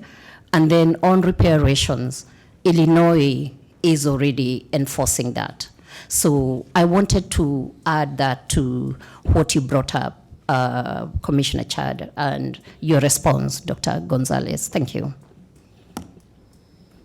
Thank you. Thank you so much. Yes, this is excellent. It's excellent to start right away at the center of the issues, at the core of the issues. And yes, it is not just an issue that is felt nationally, but it's a position that has international consequences too. Because it is true that it's not just that it's happening at the local level in the US that people are wanting to have this discussion, but it's also that internationally countries are asking questions. How do we do about this common past that we have? Another interesting example. I guess it is different when you raise the question when you have been the victim or the survivor of a harm, and when you are perceived as the institution that created, that caused the harm, right? So Canada, for example, had a truth commission because Canada acknowledged that they contributed directly to the kidnapping of indigenous children. And Canada makes its own the demands, the plight of the First Nations. But something that has happened recently that I find very interesting is that the Holy See, the Vatican, the Catholic Church, right, recently acknowledged what the Canadian Truth Commission had said. And the Pope of the Catholic Church went to Canada to directly present apologies, right, to the First Nations. It was received in a formal act organized by the First Nations. So it's interesting because, you know, it's not a complete process until all the parties involved participate, right? And so the task is enormous, and we're just, honestly, just starting. But still, when I read, you know, your resolution, the resolution establishing the commission, I mean, I wish I would ever see a resolution of Congress saying this. Whereas the City Council acknowledges the existence of painful, systemic, persistent, and varied forms of racial injustice in Iowa City, and acknowledges that such injustice persists despite past efforts to address it, consistent with observations that systemic racism and white privilege are deeply resistant to change.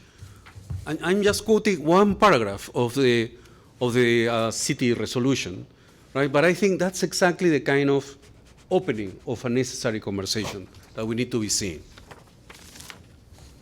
Now, if we agree that those are the objectives, finding facts, protecting rights, contributing to change, how do they do it? So the functions of commissions are typically to conduct research, that is, to examine sources, and Larry has been talking about that the last time he was here. You know, that is sources that have so many different origins, but a commission needs to have the authority to do that. Commission is going to ask institutions to get information, is going to interview individuals, is going to get information, and is going to write a report.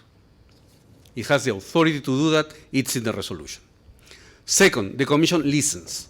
So it has the capacity to listen to people, to invite people to talk, right? And we need to discuss exactly what is the modality of that listening, but the commission, according to the resolution, has a mandate that the resolution calls truth-telling, meaning, according to the resolution, providing multiple fora and creative opportunities for persons impacted and traumatized by racial injustice to share their stories of racial injustice and experience.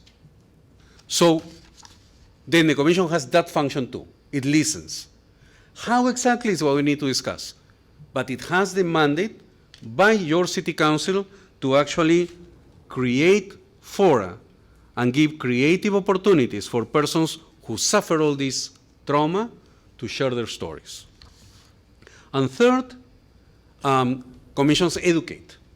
Commissions make this in a public way so that the public can participate, can listen, can discuss, and there's no opportunity for someone to say, I didn't know. So that's what commissions do. And finally, commissions make recommendations. They're not doing that just to delve into the past, so to speak. They're doing that to effect some change. And so at the end of the work, the commission will make recommendations of policy. So how do we do about housing, about redlining, about health coverage, etc.? How do we address this question of racial injustice concretely? Now, Eduardo? yes, please, Manap.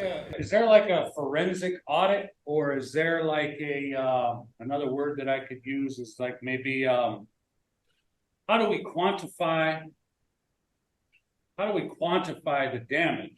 Mm-hmm. In order for reparations, like you use reparations, right?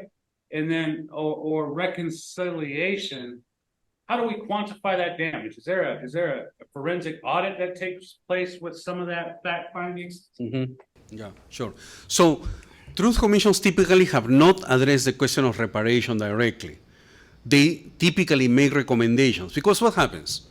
So when you have a serious violation of human rights, in international law, and I think in constitutional law in the US too, you have the right to a remedy.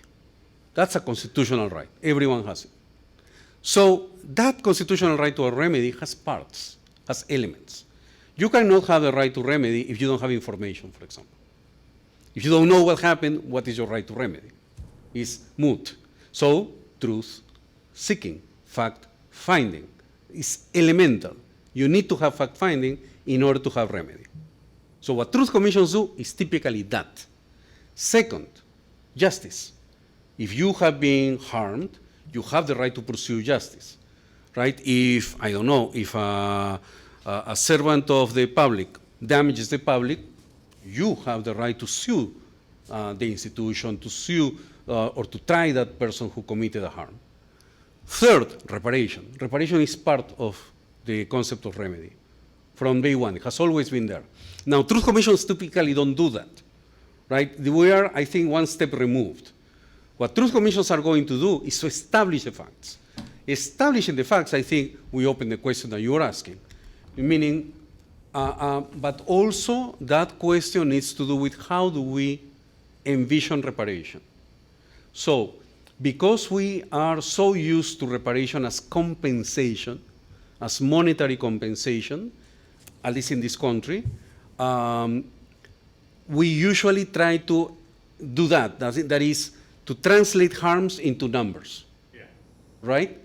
Which is really possible, right? But that is what law tries to do. So what we need to do, I think, is to discuss in depth what does reparation mean to us. Is it monetary compensation and or is it something else? Including transformation of relations, including restitution of land, of property, of costumes, of culture, etc., right? That's the question. This is beyond the conversation today. It's something that I think we should discuss, but it's beyond for the moment. But yeah, let's take note of that particular conversation. Thank you. Wonderful. Thank you, Manapi. So, then the other thing, commissions are public institutions. They were created publicly.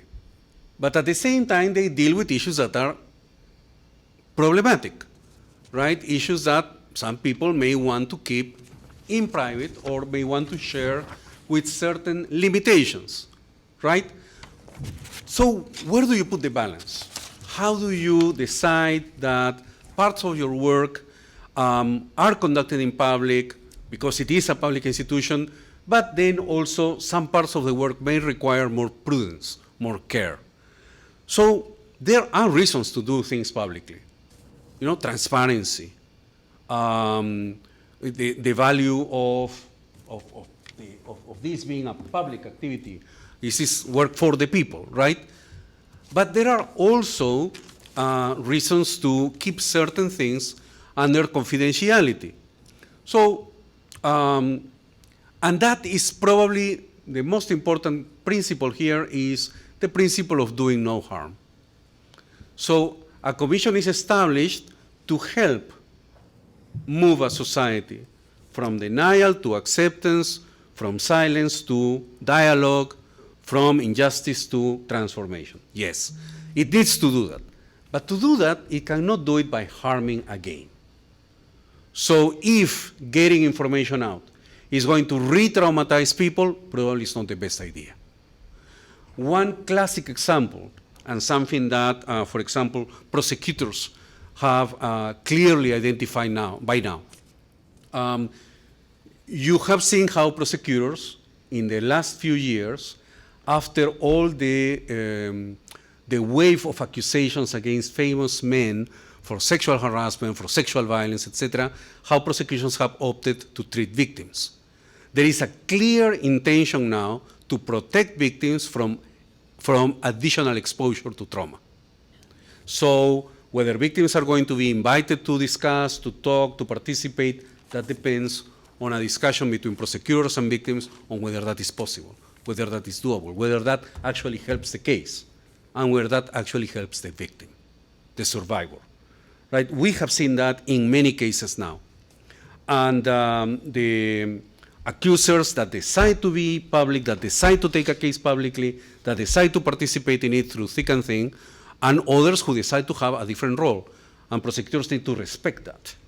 They cannot force a person who is not prepared to just go and take and be interrogated and be subjected to the exchange between defense and prosecution, etc. So that principle, doing no harm, is fundamental. To decide where the commission moves forward with discussions that should be in the public sphere, where the commission decides to have a different approach. The other thing, why do we want the public, right? And sometimes we discuss about this particular commission, right? Sometimes the rules seem to be very clunky, and do we need to have all these particular, formalities of the public meetings, etc. But there is a reason to that, right? And the reason is that this work of racial healing is not going to happen without the community, right? If it is just a committee of expert people or very intelligent people discussing this, well, that's going to make for an interesting discussion, but it's not necessarily going to transform things. So there needs to be an element of publicity. There needs to be an element of outreach. If the public doesn't know what this commission is, if the public does not understand what is in this resolution and why that is important, they're probably going to be uninterested in the work of the commission. Probably they will not come here to give testimony, private or publicly. Probably they're not going to discuss about it, right? We need to make sure that the public knows and understands what this is about. And also because we want the commission to listen to the public. That is, it's not like the commission started this work knowing everything there is to know about truth and reconciliation. The commission needs to hear, particularly the public in Iowa City. And so to get feedback from the public about your work is also fundamental.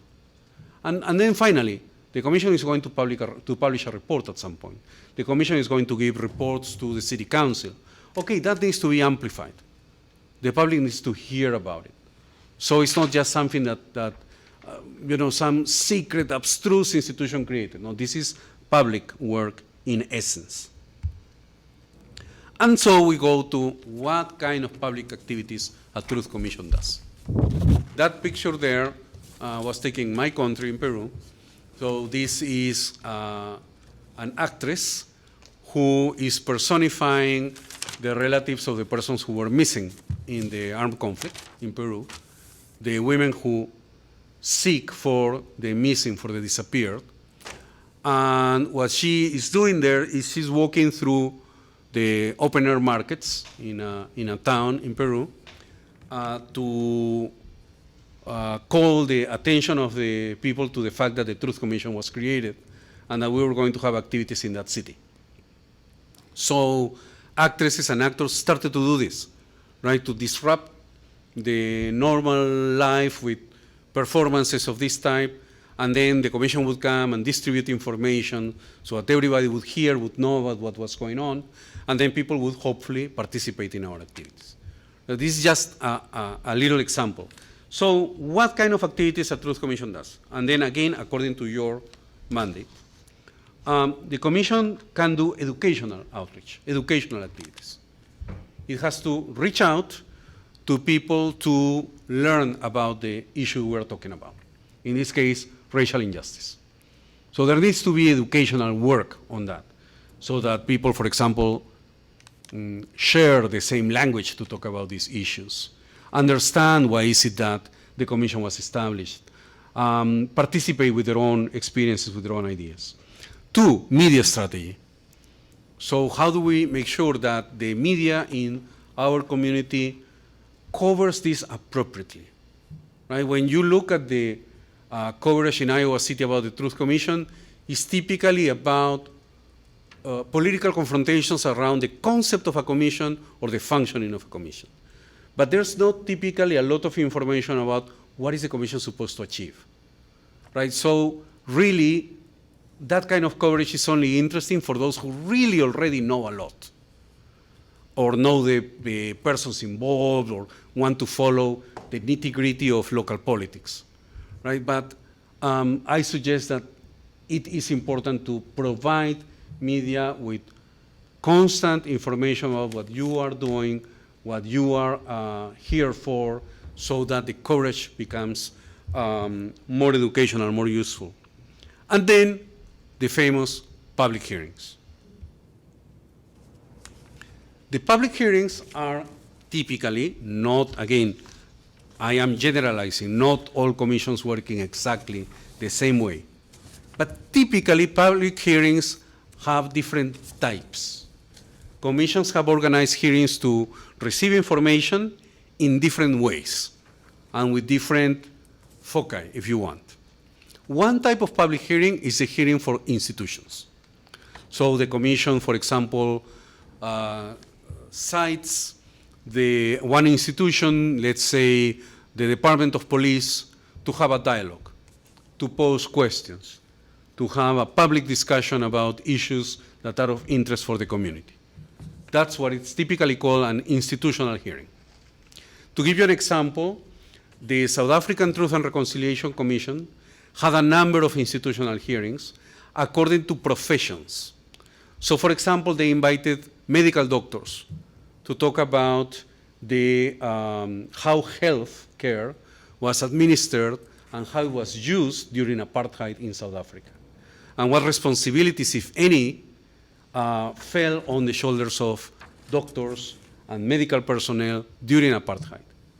And in those hearings, for example, the commission learned and the country learned about the role that doctors had supporting police forces in the administration of torture.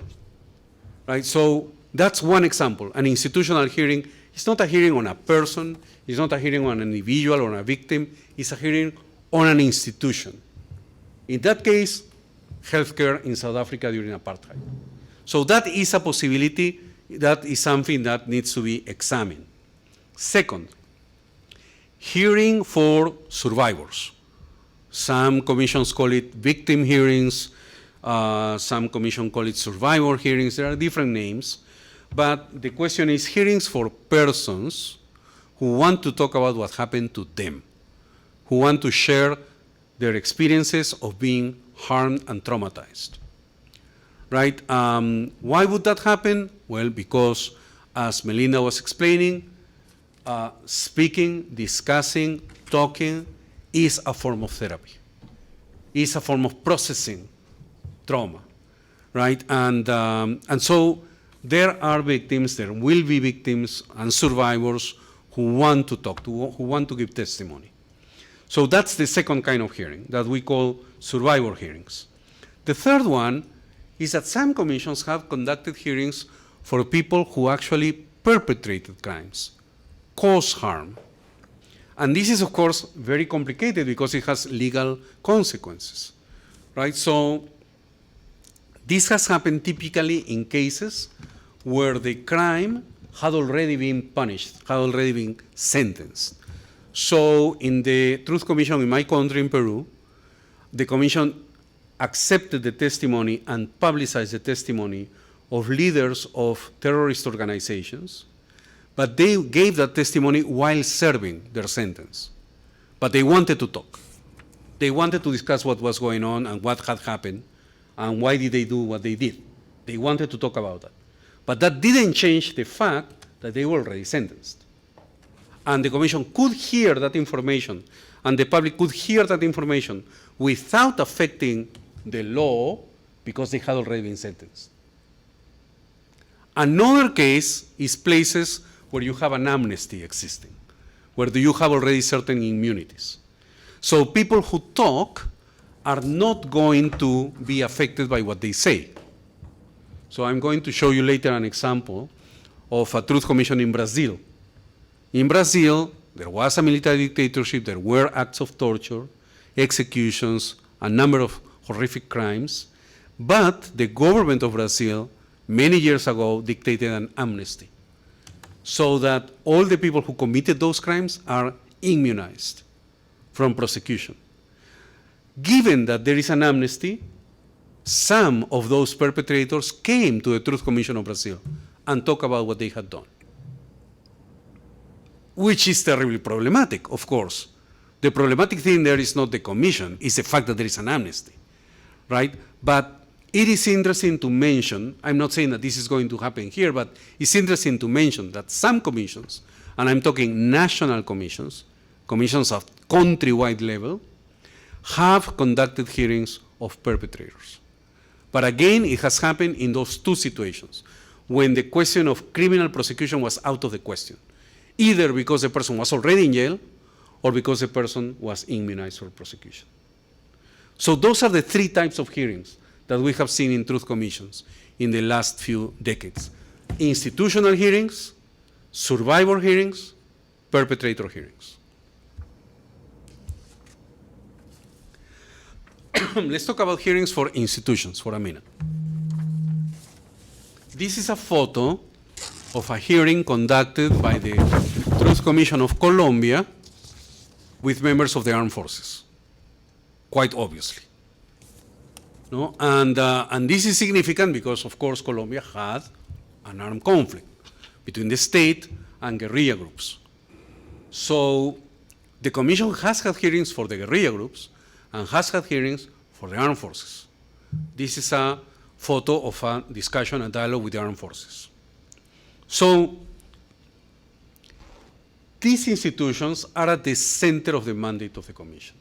If this is a commission, like the case of Colombia, about an armed conflict, about a civil war, it's impossible to think that the Commission is not going to talk to the armed forces. It would be absurd. People would criticize the Commission for being remiss if they didn't do this. And if the Commission invites the armed forces to engage in dialogue, it would be very problematic for the armed forces to say, no, we don't want to talk to you. Because it's a public institution. And because, the history of what happened and what they do and what they did is going to be discussed. So they want to participate, right? And this happened in Colombia. The guerrilla groups came, they talked in front of the Truth Commission, the armed forces came, they talked before the Truth Commission, and actually there was a lot of admission of wrongdoing. So it's an interesting example. Again, these functions, because we are talking about institutions. We're not talking here about individual perpetrators. We're talking about institutions, right? And so obviously every society is different and the legal ramifications of each activity is different, but it's important to know that some commissions have done this. Now, hearings for survivors. Why would you organize a hearing for survivors? So typically commissions have done survivor hearings for three reasons. And that's a photo of a Truth Commission hearing in Sri Lanka, by the way. And this is, since the government of Sri Lanka didn't want to create a Truth Commission, what they did was something very interesting, is religious communities came together in an inter-religious committee. So Buddhists, Hindu, Muslim, Christian, and they created local truth commissions. From below, so to speak, truth commissions, civil society commissions, and they conducted hearings to hear people coming and telling their stories. Sri Lanka is a country that has had a long armed conflict, many armed conflicts, in fact. And so the government has never really created opportunities for this. And so this is a photo of a hearing by a Truth Commission in Sri Lanka, created by the religious communities on their own. This is not created by law. It's on their own, the community created it, and they organize hearings for survivors. Why do they do that? For three reasons. First, to give survivors a platform so that they can be recognized. This is very important because survivors typically don't have a platform. They're expected to suffer in silence, right? If they denounce, they are a problem, they are a mess, they are politically problematic, they complain too much, they exaggerate, etc., etc. And that happens to survivors of everything: racial injustice, sexual violence, labor discrimination. Typically societies tend to blame the survivor. Why do you come here with your noise and your problems, right? But so commissions do the opposite. They provide a platform. Let's hear what you have to say. Second, because these hearings are an opportunity for dialogue. That is, you hear, there is a cathartic moment, but there is also a possibility to discuss, to help the public understand, discuss, have dialogue about serious issues. If we are going to talk, for example, about how, I don't know, reproductive health is different according to ethnic communities, well, that is something that is important to know and discuss about. I lived in New York City for 20 years, and I remember seeing, I remember the nurse of my wife when we had our child, the nurse explaining to us how different was care for reproductive health all over the different neighbors in the city. And she's showing us a map demonstrating how different was the maternal mortality in New York City, neighborhood by neighborhood, and how associated that was to race and to poverty. There was simply, if you are of a certain color in New York City, you are a certain percentage more likely to die in birth than if you are white. If you live in Manhattan, if you live in Brooklyn, if you live in the Bronx, there are differences. Okay, so that needs to be discussed, right? And if we have testimony about that, there is a possibility of having constructive dialogue about it. And third, we need personal perspectives. That is, there's nothing more convincing and more moving in this kind of work, in healing work, than the first-person testimony. It's different to read about something, to hear about something, to watch a documentary, than to hear a person directly. It really makes a difference. And so commissions have the capacity to do this, as the language in the resolution says, to provide fora, right? But of course, the thing is how to do this in a way that is respectful, that is productive, that is constructive. That's the thing. And again, remembering everything that Melinda was discussing, because all of this is about trauma, how do we conduct activities in a way that we don't trigger new episodes, reactivate old episodes, etc. That's a picture of the Canadian Truth Commission work. And this is, of course, one of the survivors of the so-called Indian residential schools in Canada. And if public hearings are going to happen, Canadians call them circles, they didn't call it hearings, but if public hearings are going to happen, there needs to be a mechanism of support for people who participate and who agree to participate. That means the event is for them, for the survivors, it's not for the commission. That is what we mean when we typically say this needs to be survivor-centered or survivor-centric, right? It's not about anything else but the survivor. If we organize a survivor hearing, it is for the survivor's well-being, for the protection of the survivor's rights, etc. So you support that,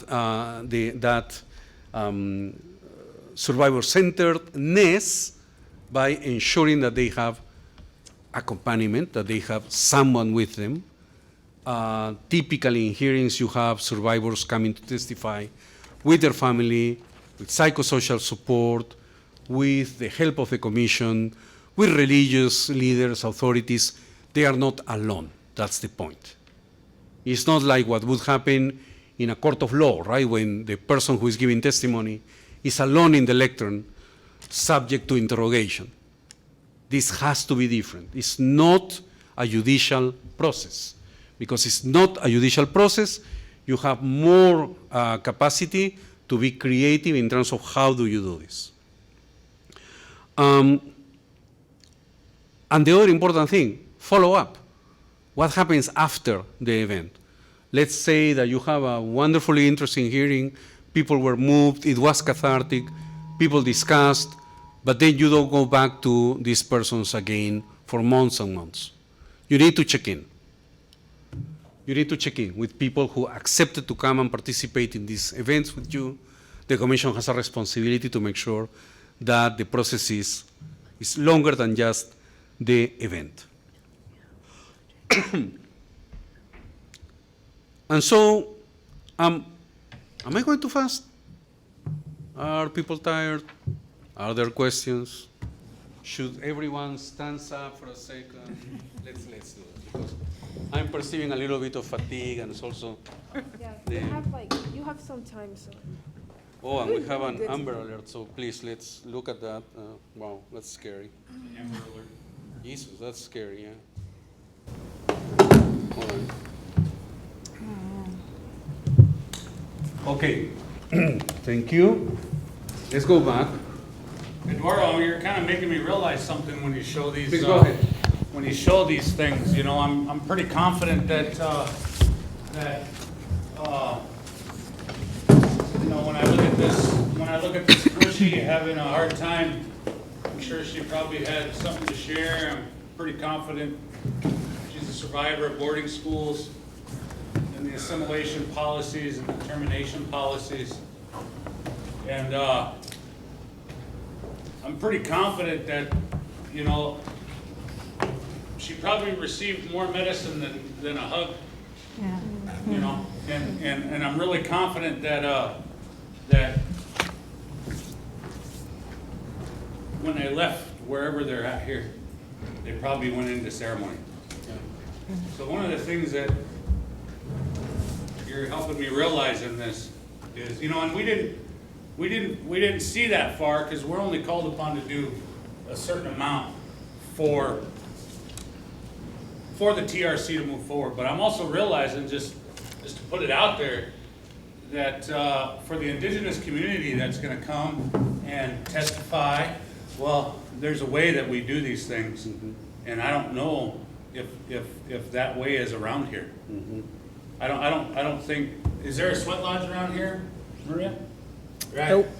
So that would be something that the Indian community could offer, not just to indigenous people, but anybody who would come and testify.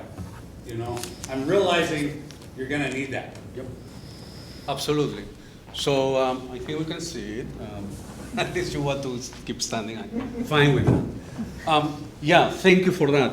Well, there is this concept that is circulating a lot now among colleagues who work with truth commissions, which is the concept of co-creation. Meaning, if you are going to work with survivors, it's not you who is going to create a platform and decide the rules for the survivors to come and adapt to your rules and your activity.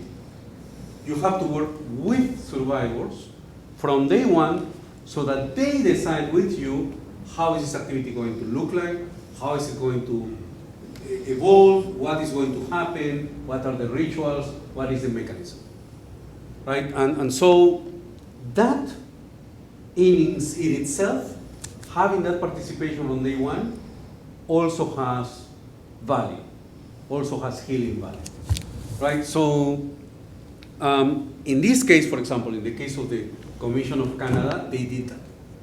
They clearly did that because, for starters, the commission was indigenous itself, right? So the members of the commission were selected by the Assembly of First Nations. The commission had an advisory council that was survivors. And so all the decisions of the commission had to go through the advisory council of survivors. So when they said, we are going to do public hearings, first of all, it needed to be approved by the survivors. And the hearings are going to look this way or this other. Again, the survivors. And it was survivors, it was elders, people who came with concrete knowledge and wisdom. And so that is why, for example, they didn't really look like the public hearings of South Africa. Public hearings of South Africa looked a little bit judicial, right? The commissioners there, the survivor here. It looked very, very like, a little bit like a court of law.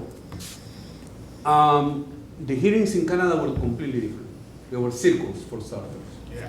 Everyone around a circle, There were no lecterns, there were no, tables or anything like that. It was a circle, and the commissioners were in the circle like everybody else, and the community was all around the circle.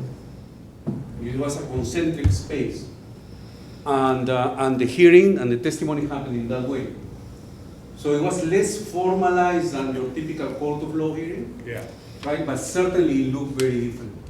And for sure, all kinds of rituals and activities happened during all the time of the hearing. It was not just a couple of hours that you go, receive the testimony, and go back. It was days. I remember I went to one of those in Winnipeg, and it was long. It was 3 days of activities, of rituals, etc. And the circles happened in the middle of the days, right? And so, but that is because they decided to do it together. So yeah, pretty much I agree completely. And then that's the question, in an event like this, what is the role of the commissioners? It's a very, very important question. That's a picture of Dr. Gonzalez, just Yes. before you move on to, you transition to this new part, I appreciate to learn that, yeah, the previous slide.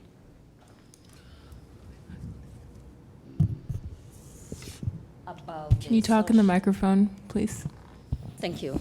About the psychosocial support for survivors and the protection, because that's something from the very beginning I have always wondered about the TRC.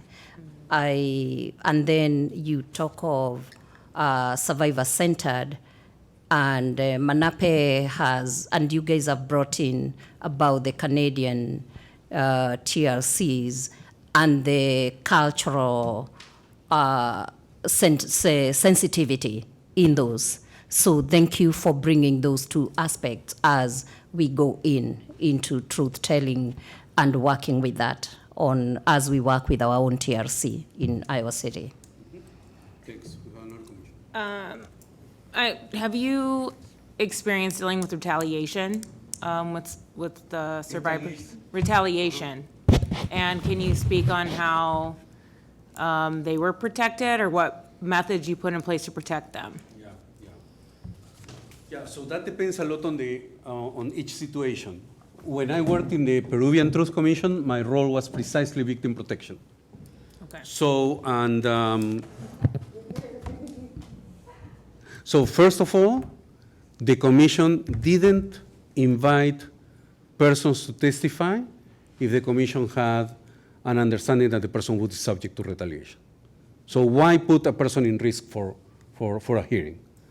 The commission typically invited people who were not at a very evident risk, right? And that had to be analyzed with a number of factors, right? For example, how dangerous is the perpetrator in this case?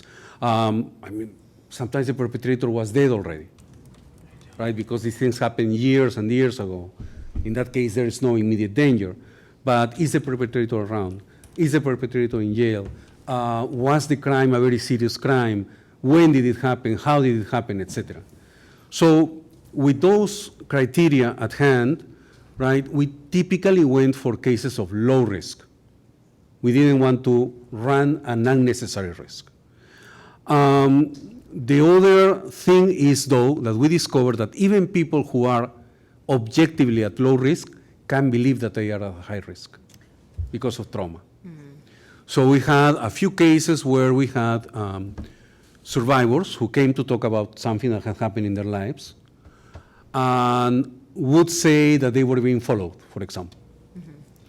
And since we had the capacity to do that kind of scientific, detective work, we could determine, no, they are not being followed, right? But actually they feel they're followed. Moreover, because people were so traumatized and so scared, they would come to the commission every day to talk and to say, I'm actually being followed.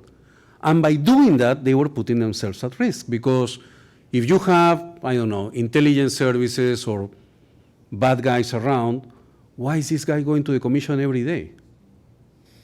Right? It's creating a a situation of risk for herself or himself. And so the question of risk needs to be discussed in a very objective way, but understanding that the perception of risk is subjective. And that is why for these kind of activities, for victim hearings, survivor hearings, it's better to be prudent, right? It's better to decide, to act, to invite when you are completely persuaded that there is not significant risk, and when the person you're inviting to also feels confident that they can do it, you know? I mean, of course, cases are different. We were talking about an armed conflict, right? 69,000 people died in Peru during the conflict, right? And of course, people who killed were around, right? Some were in jail, but not all of them. So obviously, the risk was very active, right?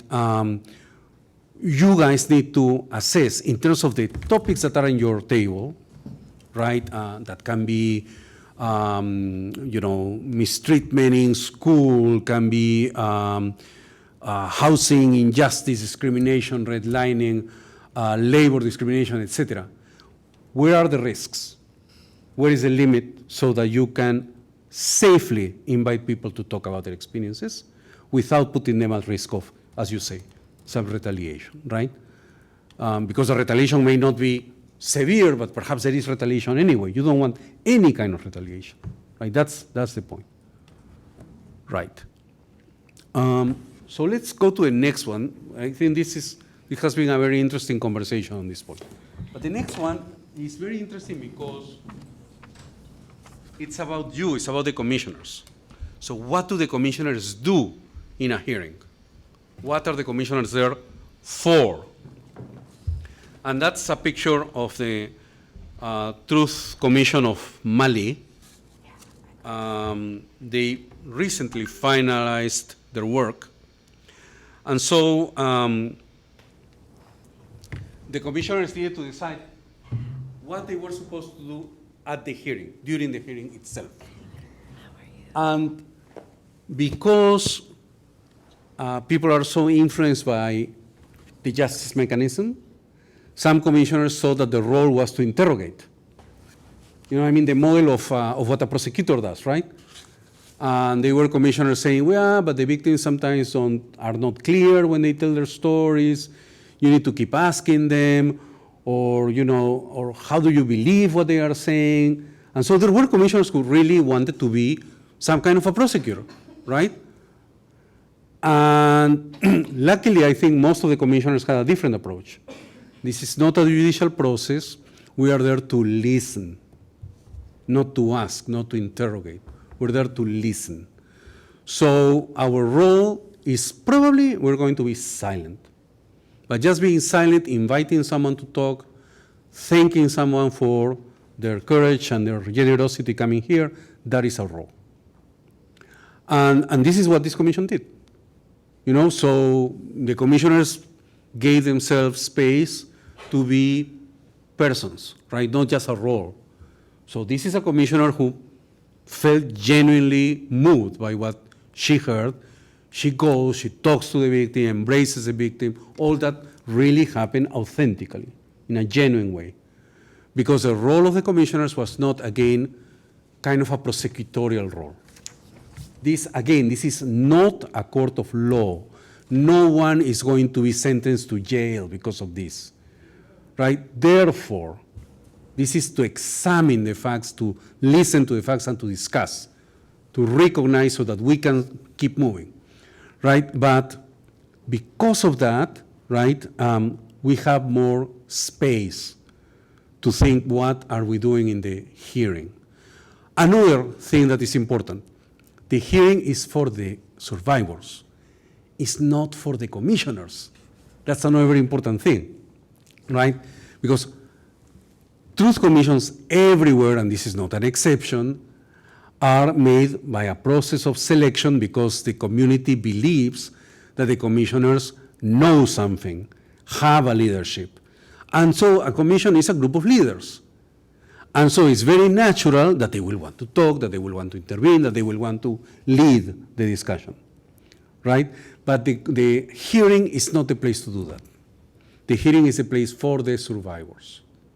There are and there will be a million other spaces for the commissioners to show leadership and to provide testimony of their own, to provide experiences of their own, to have discussion on their own. There are many spaces for that.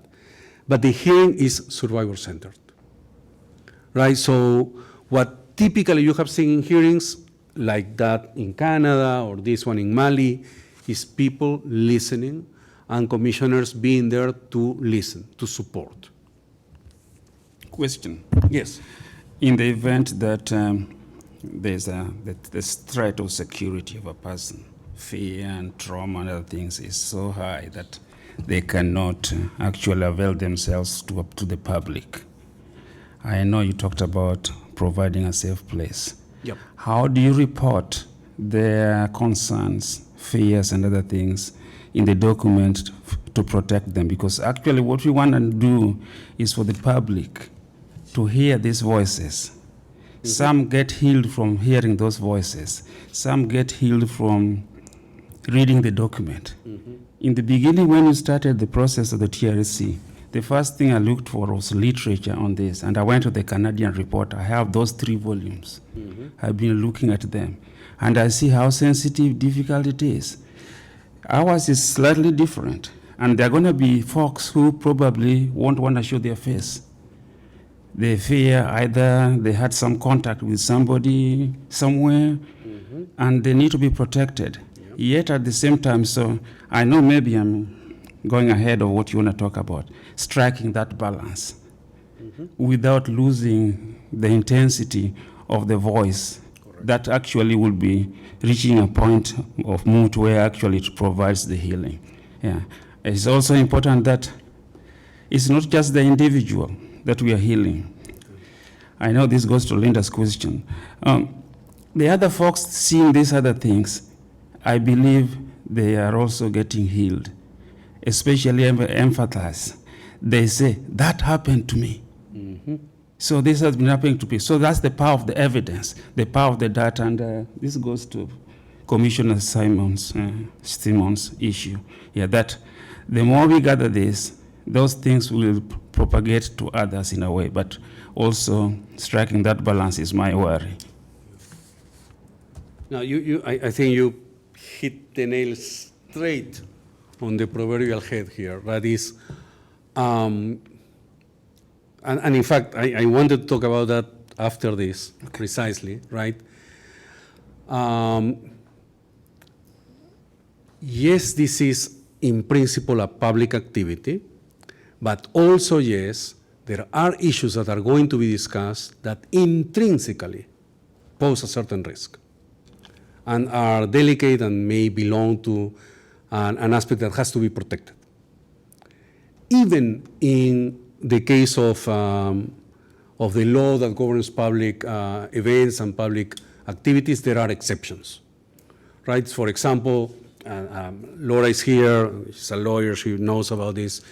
For example, in law there is information that is protected, right? And persons that are protected of providing information, even in a criminal law case, right? Like relatives, for example, are typically not asked to provide testimony against a relative.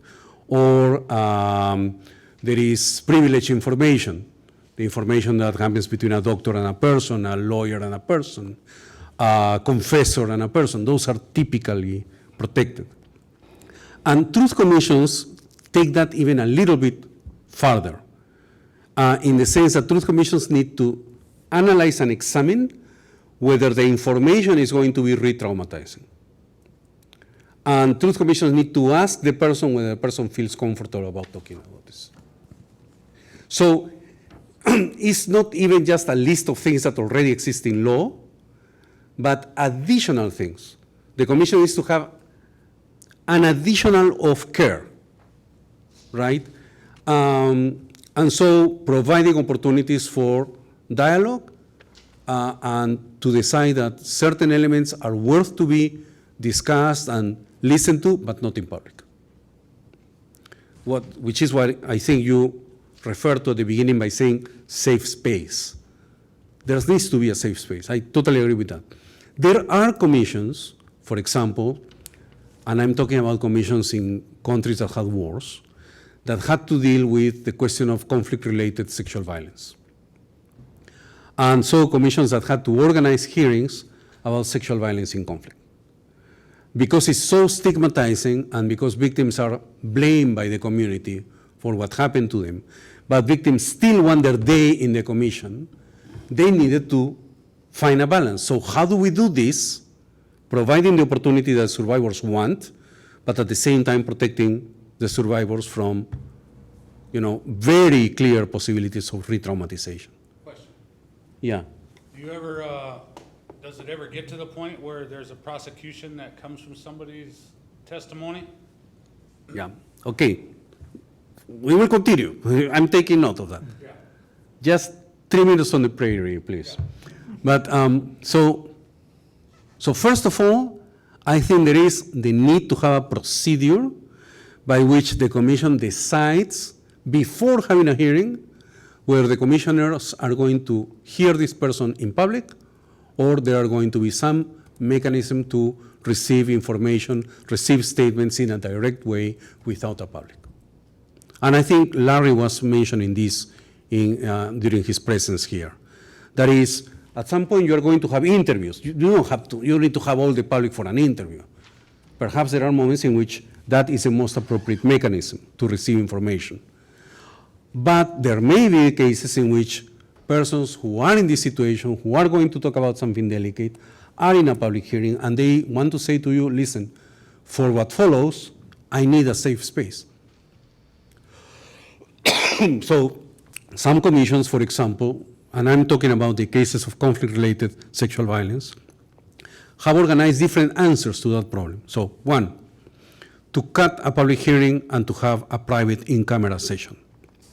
Some commissions did rules of procedure for that, that if there is a moment in which an issue emerges that can be re-traumatized and that can bring on retaliation, these kind of risks, then the commission moves into an in-camera session. That's one option. Another one, commissions have done hearings only for women affected by sexual violence, with only female commissioners and only females in the public. Those are commissions who, decided that because this particular crime was committed against women in such stigmatizing way, they would want to talk about it, but they would do that in the controlled environment of a women's only hearing. Who commissioners did that. Others have done this kind of testimony under anonymization techniques. For example, it was not the person who spoke, but a person who read what the person had written. Or a person spoke behind an instrument covering her face, right? This I have seen in the case of conflict-related sexual violence. This I have seen in the case of children involved in conflict, right? Because again, with children, child combatants, for example, right? They are legally immune, but they have committed crimes. And they are not going to be accepted in their community because they committed crimes. So how do they participate if they want to participate? So yeah, the commission needs to examine this issue. I don't think we can, we're still in the famous first phase, right? We are introducing the subjects, discussing initially, right? We are not going to go completely in depth right now, but yes, we need to recognize that that's one particular question. Second is linked to what you say that, and Manape is asking the right question here, is the commission, a truth commission is non-judicial. But is there any chance that what happens in this commission would have judicial consequences, right? Right. Okay, so the answer is no in the terms of the Truth Commission itself. That is, the materials produced by a Truth Commission are only that, the report of a commission of inquiry. It's not a document by a prosecutor's office, it's not an indictment, right? So it doesn't have effects in that regard. However, politically, culturally, socially, bringing light on something may bring the attention of the justice authorities.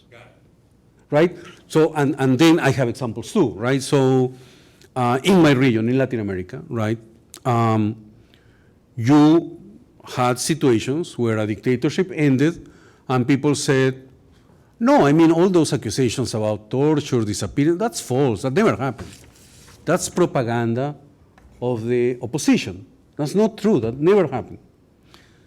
I mean, if people believe that it never happened, then you're not going to have any interest of justice to examine this kind of information. The truth commissions happened. The truth commissions gave significant information about this, and so prosecutors started to act.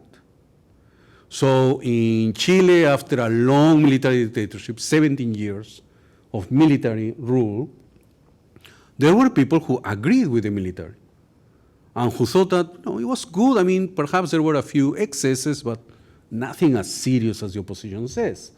After the Truth Commission, nobody could say that didn't happen. And that is when cases started to open, right? And people started to challenge the amnesty that the military had given to themselves, and so on and so forth, right? But it's not that the commission's report itself became somehow an indictment. Yeah. No, I mean, a commission's report is going to be out there. It's going to be public information that may be useful for, of course, all kinds of activities. It may be useful for educational activities, for policy making, and certainly prosecutors may read it and think, well, this poses questions to me. You know, I need to look into this issue because I didn't hear of this before, because there weren't reports about this before, right? So it's yes in the sense of bringing attention to the issue, problematizing an issue, and therefore thinking whether justice needs to act on this, but no in the sense that the mandate itself is not judicial, the product itself is not judicial. It's a report. It's a document for policy making, for public understanding of an issue. Daniel. So when that does happen, when you have knowledge of it, the commission, do they support the person when there are legal ramifications for it? And what does the commission do in that situation? Great. So the thing with commissions is that they're not permanent bodies typically. They are created for 2 years, for 3 years, for 4 years, right? So they produce a report, they present the report, they dissolve, right? And there is a problem there because who is going to do that support after the commission finishes its work? That, I think, is an Achilles heel. That's a fragility that commissions tend to have. Commissions are ad hoc groups. Even in the resolution, I think it's called the Ad Hoc Truth Commission, right? And so they are there for the purpose of doing this interrogation, writing that report. And that was a problem we had, for example. We were a Truth Commission, we were protecting victims. The work ends, what's going to happen, right? And it was more complicated because we couldn't go to the police for normal victim protection because the police was the one committing the crimes, right? I'm pretty sure this is not news, right? But that this happened in my country, right? And so we had to explore forms of protection that were community-based, right? Meaning, for example, we always invited people for the hearings who already had a level of support in their community. We did not invite survivors, victims who were isolated, who didn't have support in the community, who were stigmatized or pushed away by the community, because that was going to put them in more risk. We typically invited survivors and victims who already had a certain experience providing testimony, for example, who had already talked in their community, who already knew how to talk, who already knew how to tell the story, right? So that would provide an opportunity. Because the thing is, you don't invite this particular survivor only because of her You invite her because she's representative of a group. And many who are not going to be able to come are going to feel represented by her. Right? So it may be that you're not inviting the survivor who is in the worst possible situation. But there is a reason for that. It's because you don't want to risk more damage to that person. You're inviting the survivor who is already a leader, who already has capacity, who already has experience, not because she's better in any way, just because that provides an opportunity for the rest to feel represented, right? So it's delicate, but I think it needs to be discussed case by case. So when, for example, you decide, okay, we want to have a public hearing on mistreatment in our schools, on bullying, on teacher abuse, etc. All right, it's an example, right? We want to see how bullying, how racism happens in our schools. All right, you will have to decide, right, how to, in a context of bullying, invite testimony that doesn't result in creating more bullying. Right? And for that, you will have to examine the situation. You will have to know the situation in advance. This is another important thing. You don't organize a hearing to have a surprise yourself. You organize hearings with testimonies you already know, because you have control over the situation. It is a space to have a good impact on the situation, not to create a drama on the situation, a gratuitous drama or the possibility of damage. So you have to study the case. Is this a case that was already solved in the school? Is this a case that is still open? Is this a case where there was violence, where there is no violence? Is this a case where the parents are involved and they already know? Is this a case that is happening right now? Or is this a case where the person who suffered it is already no longer a minor, is already an adult and can talk about this in a different situation? You know, all those are questions that you would need to do in order to decide, okay, you know what, we have a principal and we have 2 teachers and we have 4 former students who can talk about this. And we are confident that we can invite them in conditions of safety, in conditions of dignity, in conditions that are constructive. You know, that's the way of doing it. So you need to know in advance the situation, you need to do your research, right? And then when you have all that, you decide, and what are we going to do? We are going to co-create the space with them. Okay, we have the principal, the teachers, the former students, we meet with them. How do you want to do this?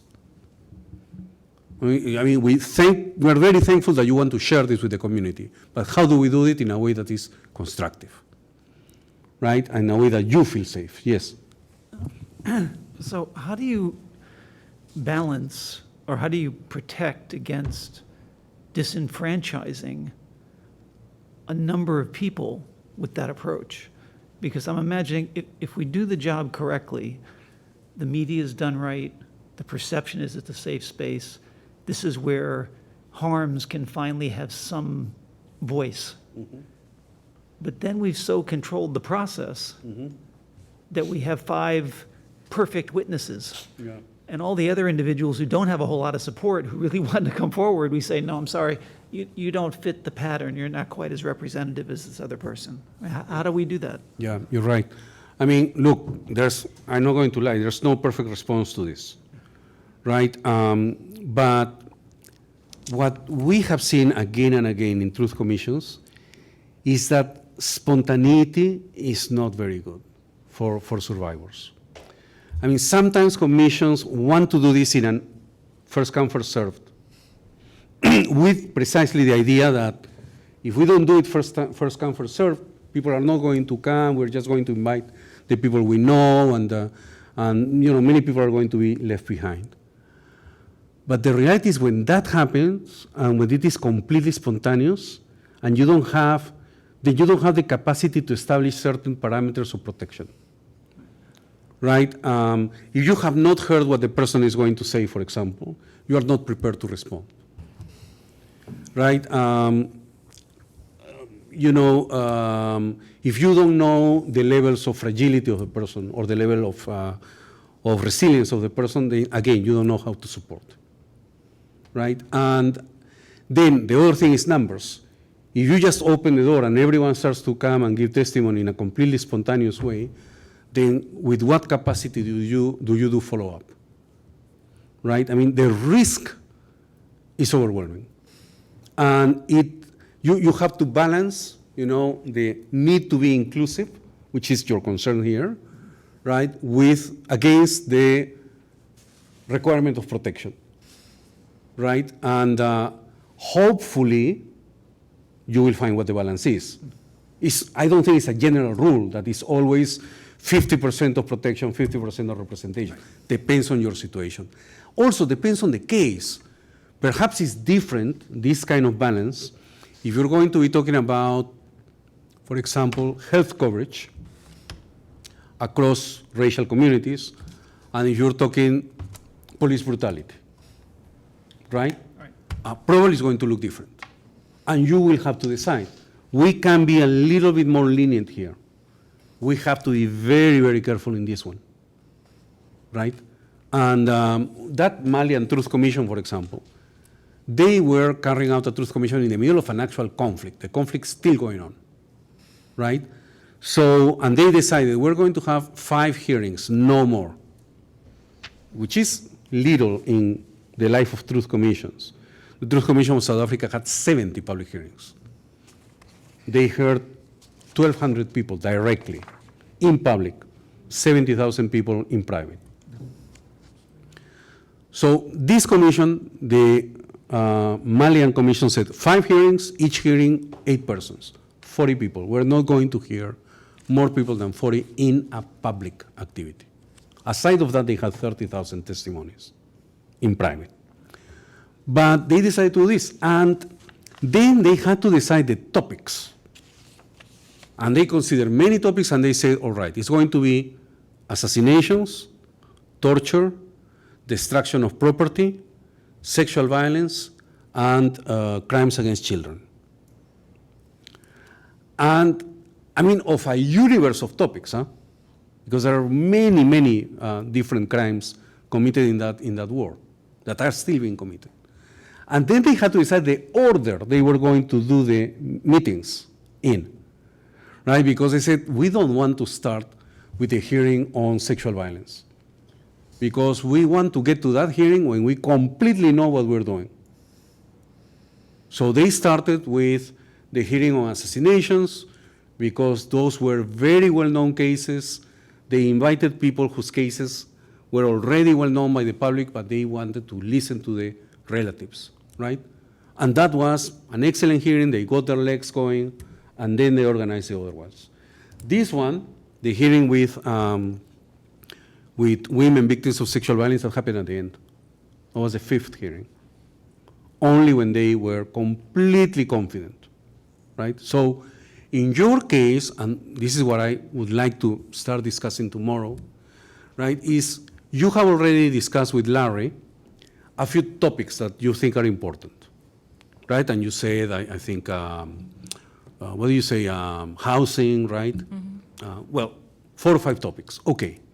So those 4 or 5 topics, and I think it was one of your commissioners that said, so look, our work should be articulated around those thematics. If we say that these are the 4 or 5 topics that are important for research, they should also be important for truth-telling. They should also be important for reconciliation work. I think it's a fantastic idea. So if these are the topics that you think you're going to investigate, to learn about, to get experts on, then those are the topics in which you organize the hearings.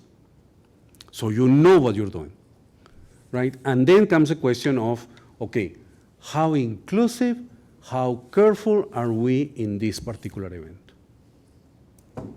No, it depends on the actual topics, I would say. But again, you are the ones who, you know your community. You know your community, you know your neighbors, you know best how to do that particular judgment. I think, Chad, you want to. So, again, I think you probably will give more feedback or more instruction probably tomorrow, but this is kind of what I think about today.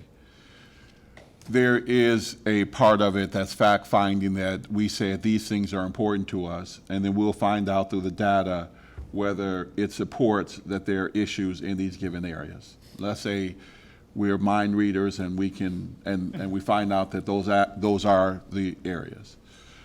Then it is the point of that we are really trying to tell a story about challenges in the area and find people that will help us tell the story. And in that case, we are actually guiding what is happening. We're actually making a decision in doing that. I do have questions about the people that will come and talk to us first, and how we think of that work, whether if we were the United States or the Congress or the House of Representatives, they would have people that are part of their staff that would not only swear in, but would help shape and be, let's say, expert in that given area, and then give counsel to the commission. And then the other thing you said is that traditionally commissions for the House, they would ask questions, whereas our role may be less, maybe the questions are asked, but it's less of it coming from us. And you'll give us guidance from that perspective, right? Somehow in that way. And then once so the core of my thought as I'm trying to figure this puzzle out is, how is it that well, there's one other piece. The other piece is that there's some type of goal or objective, something that you actually want to achieve. Housing is a problem. Okay, well, what does good look like? This is what we have. What does good look like? And then how do we kind of move forward from there, right? I don't know what it is, but whatever it is, right? The commission ultimately does something of that nature, figures it out, and the goal is to figure out, when we get to more resolution, how to get to that given place. So I think you're telling us, and please correct me if I'm wrong, is during this a part of between the fact-finding and the truth-telling. The fact-finding and the truth-telling, yeah. That somehow we're trying to come up with what this story and this narrative is about how we've gotten to where we've gotten to, and somehow believe, even if we don't yet communicate it, where we're trying to, getting to what's good in the future. What makes it so that whatever work we do is of value and people feel, the community feels that it is of worthwhile, right? No? Okay, let me see if I can, this is how my mind works, right? I think we need to have a certain scheme to organize all this universe of issues. Because you have a mandate that is a mandate about a very complex social phenomenon, racial injustice, that has so many facets, right? So if you just say racial injustice in general, it's going to be impossible to investigate this and to make any sense of it. Because you want to make sense of it, you need to organize that big thing into parts. And you have 3 instruments in your mandate, in the Truth Commission resolution: fact-finding, truth-telling, and reconciliation. And so what I think it looks like you could be doing to have a sort of roadmap here for your work is you take each of those 3 activities, like columns, fact-finding, 1 column, truth-telling, reconciliation, and you also have rows: health, policing, education, etc. And that gives you the structure of what you're going to do. Because in the fact-finding column, you are going to have eventually chapters, right, on health coverage, education, housing, etc., etc. On truth-telling, you're going to have fora, public hearings, town hall meetings on those topics. And on reconciliation, you're going to eventually have recommendations on those 4, 5, 6, I don't know, topics. In that way, you organize your work and you organize your products, your deliverables too. Because at some point, you are going to go back to the city with a report saying, this is what we found, this is what people said, and this is what we recommend. So That's I our have, job. I have a question to Yeah. our chair. So when I think of the work in general, and I'll be crude when I say this kind of, it took us 400, 500 years to get here. It's going to take us more than 10 months to get out of it. Absolutely. Yeah. Okay. So the way I look at the work is we're trying to create the structure and the way the work should be done that allows it to be a permanent fixture within the operations of Iowa City to consistently address the challenges from the past, the current, and the future around systemic racism, which is different, in my opinion, than, let's say, Human Rights Commission that, to me, addresses individuals. We're addressing the system. So when I look at that, our deliverables are to develop that so that the permanent, if it is a part of if it's a part of the recommendation,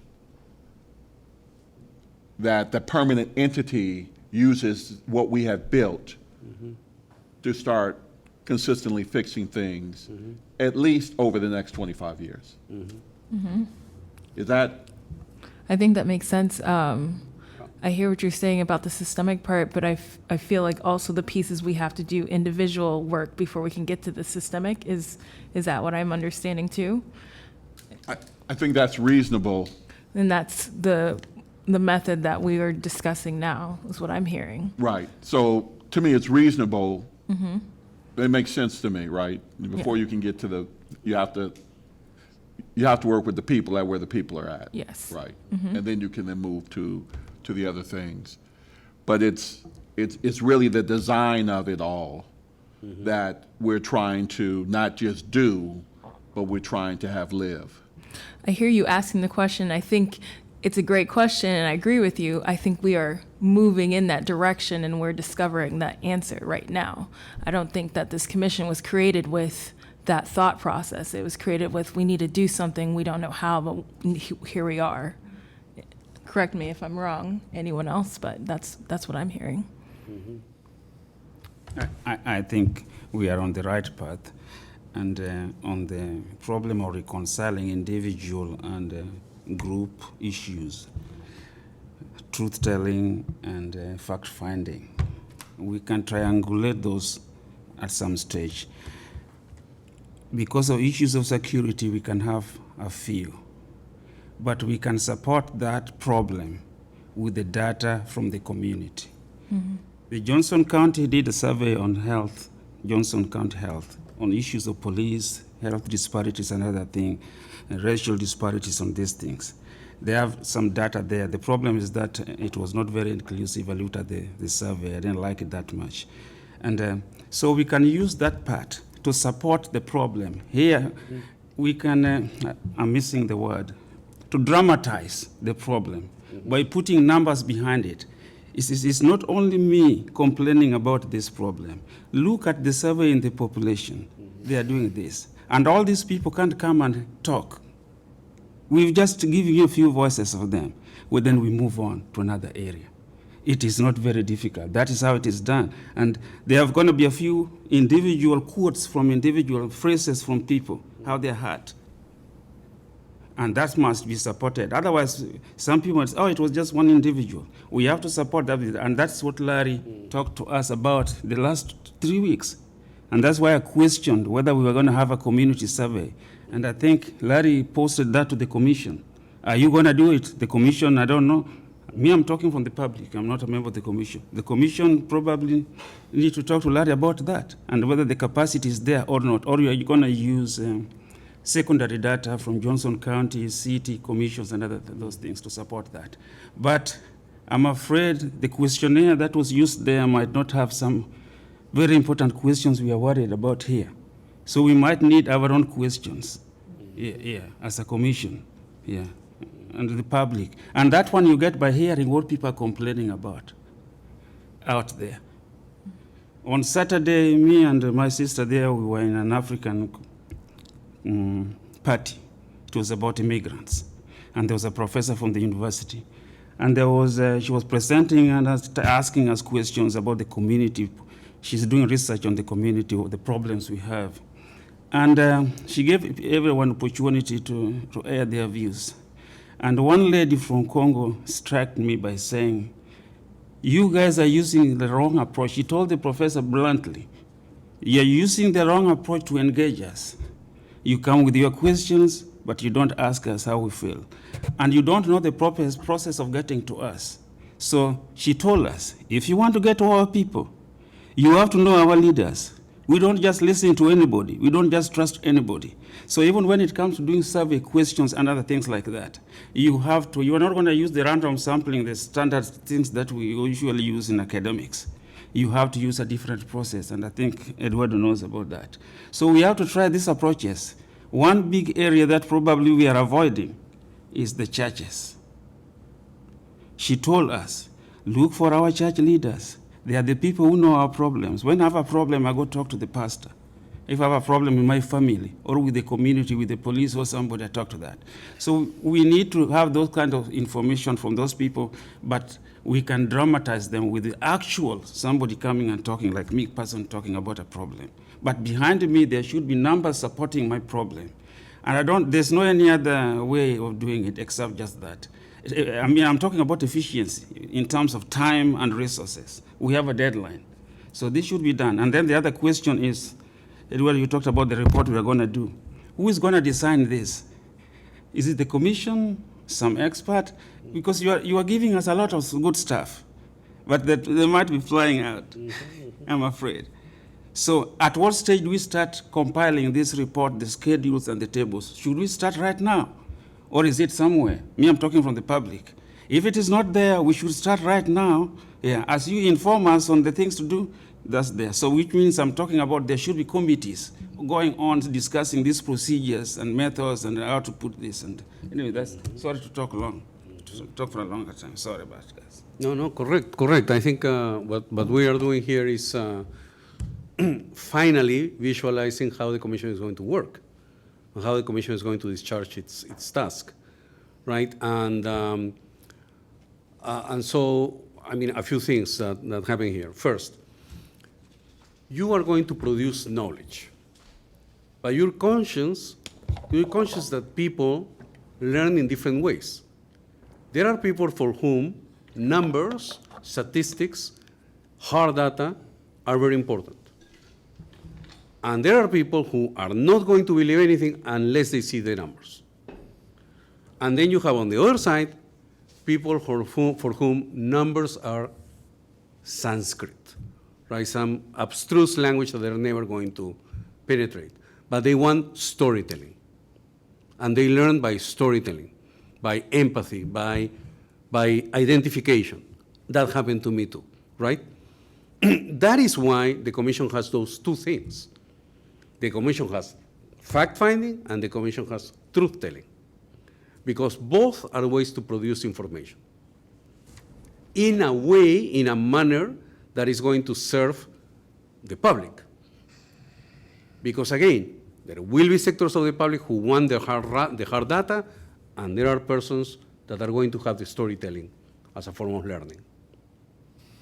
And moreover, your commission has an additional third line of action, which is reconciliation, right?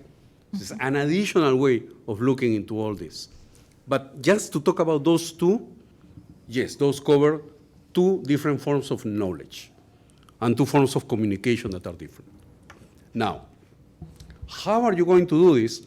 This speaks to an issue of architecture of how this commission was established or is established, right? Because typically truth commissions are bodies that have long lives. They are not called to work for 7 months or 8 months, right? Long time. Why? Because obviously what they are investigating are issues of long term, right? So truth commissions typically, when they start actually working, work for at least 3-4 years. Second, truth commissions typically have staff. You don't have staff. What you have is something called the facilitator, right? But the facilitator right now, the only thing that we're doing as facilitators right now is help you conceptualize your work. But we're still not carrying out the work. We are still not organizing a public hearing. We're just discussing how they can be, no? So that is why we are in an introductory moment, right? and we just need to continue, right? Until you feel satisfied that you know what you want to do. And then we can organize this particular work. I am of the idea that eventually you are going to need resources to do all that. That is, you will need someone who has the time, the resources to go to the public library, to the public information sources, to investigate, to gather, to compile, to write, and to present to you the findings. This is what we have investigated about racial disparities in health. And you as commissioners read and decide. We agree, we disagree, we want to add this, we want to take this out, we want to emphasize this or that. That is how commissions work. That is, they do have staff that does that. Some commissions, again, that depends on you, on how the resources are going to be there for. Some commissioners do the work themselves. So it's a commissioners without a staff that goes and does this particular research. Research, because it's so specialized, typically is done with staff, right? Now, hearings, which is what we are discussing today, the public activities, because they are symbolic, because they require authority, because they require credibility, those activities are typically done by the commission itself, by the commissioners. You don't have experts running the public hearing for you. The public hearing is run by the commissioners. You know, I think because it's so delicate, so complicated, etc., you may have someone who helps you, you know, organize a hearing, give you names of people who could be invited to come, give testimony, etc. Yeah, that's of course. But I think the decision-making is always yours. It's always yours. You are the guys who decide we are going to have hearings or not. We're going to have 5 hearings or 4. They're going to be on these topics, and we're going to invite these people with these particular procedures, right? I think differently from the research and fact-finding, which is kind of more specialized, the hearing is something that falls squarely on your hands. Because in the hearing is you, the commissioners, listening to, inviting the discussion, right? And to go back to another question, deciding what is the hearing for, mainly, because we live in a culture in which a hearing is an instrument of investigation, right? So we organize hearings to get information, typically.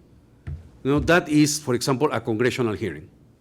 People come, give a testimony on something that needs to get to be public knowledge. So that is why they are question and answer hearings. You know, where were you in the morning of January 6th? Did you meet with the secretary XYZ? were you in this place when that happened? You know, those are one kind of hearings. Another kind of hearing is a hearing where the focus is mostly not investigative, but educational.